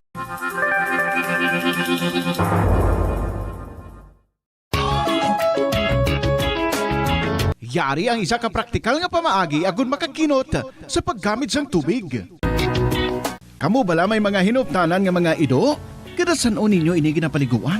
Ang maayo nga tip dira, paliguan ang inyo ido sa inyo kahilamunan o kung ogsaran nga may mga tanom ka nga isang Bermuda grass. Doble ang purpose ni. Ginapaliguan mo ang inyo ido, ginabunyagan pa ninyo ang mga tanom kag mga hilamon nga nagahatag duag kag katahom sa palibot. Trivia, ang Bermuda grass. Padayon na naton ang sulat diri sa ato ni NB. Tita Regine, sa pagpadayon ko, ang kakibot ni Patre pag-abot ni Tay Eres sa Manila, do hindi mabayaran sa isa kapaldo nga kwarta. Sa sobrang kalipay kag kahidlaw, way mapunggi ang paghaksanay nila. Nakita sang tiya, kagin pasikto dayon sila nga duha, kung ano, may relasyon na sila. Habang ni Patre, tiyay, as a friend and playmates lang kami, sang bata pa kami, sang waay pa makasaylo puyo sa Northern Iloilo kung sa diin nanguma si tatay para makapadayon kami ni Kapid pag-eskwela sa kolehiyo. Nagsabat man si Tay Eres, tiyay, nagsugod na ako pamisita kay Patre sa probinsya, pero ginbayaan niya ako nga waay maglisensya. Gani, nagtinguha gid ako sa pag-apas dya sa iya. Duha ka babayi ang ako na amiga pagpanaw niya, pero ang huna-huna ko kay Patre. Dara ang dako nga kabalaka, basi kung may amigo na siya. Sa waay lipod-lipod, diretso siya nangayo panugot sa tiya, makon mahimo, ila padayunon, ang naputol nila nga relasyon. Maayo gid kay mahinang panon tanang nga tiya kagintugutan sila. Puwerte ang kalipay ni Tay Eres sa pagpasalamat sa tiya ni Patre. Haros kada Sabado kag Domingo nga way obra si Patre, do hindi magbulagay ang duha. Kung kaisa naga-shopping, nagapang-groceries, kaon-kan or kaon-kaon sa restaurant, kung Domingo nagasimba sila kag magpahangin-hangin sa park o kung magdayan-dayan sa beach. Isa sa kaadlaw, Tita Regine, samta nagaprepare sang payroll si Patre, nagmuno si boss nila nga madugang isa ka empleyado sa opisina. Nadumduman tayo ni Patre si Tay Eres nga pa-applyon. Although may petsa na, ginapareport siya for personal interview sa una gina-applyan niya nga trabaho. Nataymingan gid nga in need ang ila company sang male employee kagin pa-apply niya si Tay Eres. Swerte gid, nadawat siya dayon tungod kay Patre. Inspired siya kaayo nga doon nalabot niya ang langit. Ngaupod sila ni Patre gatrabaho sa isa ka kompanya. Sa pihak nga bahin, ang admirer ni Patre nga waay pa niya ginsugot nanilos sang iya makita si Tay Eres. Iya ginplanuhan nga kidnapon. Iya ginbantay-bantayan after office hours sa hapon kay iya pasakyon sa iya kotse para kuno idulong sa apartment sa iya tiya nga ginapuyan. Mga kabombo, way pa natapos. Ang sulat ni NB, tapusin natin ni, who knows, maybe tomorrow, but tomorrow is a Saturday. Sakay, ang mangungumang aton nga Warner, wala pa siya naka-reply sa ako naging email sa iya. Because we do not know, no, kung ano nang iyang sitwasyon subong, because ato siya nakasulod sila sa war risk area, dito sa may Persian Gulf, but according sa iya, nakagwa man sila, no? Pero wala pa certain kung bala makapauli diri siya. Anyway, if you are listening, Mr. Ang Mangunguma, kung pwede, no? Nga masabat mong ako naging email sa imo so that we can arrange if maka-interview kita sa imo or hindi tomorrow. Anyway, padayunon ta sa aton liwat nga pag-updanay ang ining sulat diri sa aton ni Inbi sa episode Your Choice. For the meantime, mga kabombo, nagahulat na ang mga dramas kada hapon, Tuyang Ermitanya, Provincial Jail, kag ang Dear Diary. Maraming salamat sa inyo, and for your stories, once again, pwede ka email sa bombo_iloilo@bomboradio.info or isulat ang mga kasaysayan and then send sa kahapon lamang program, DYFM, Bombo Radio Iloilo, Sky City Tower, Mapa Street, Iloilo City. Balikay kita buwas, madaming salamat sa inyo sa gihapon ni ninyong alagad, si Tita Regine para sa kahapon lamang program. Good afternoon and God bless.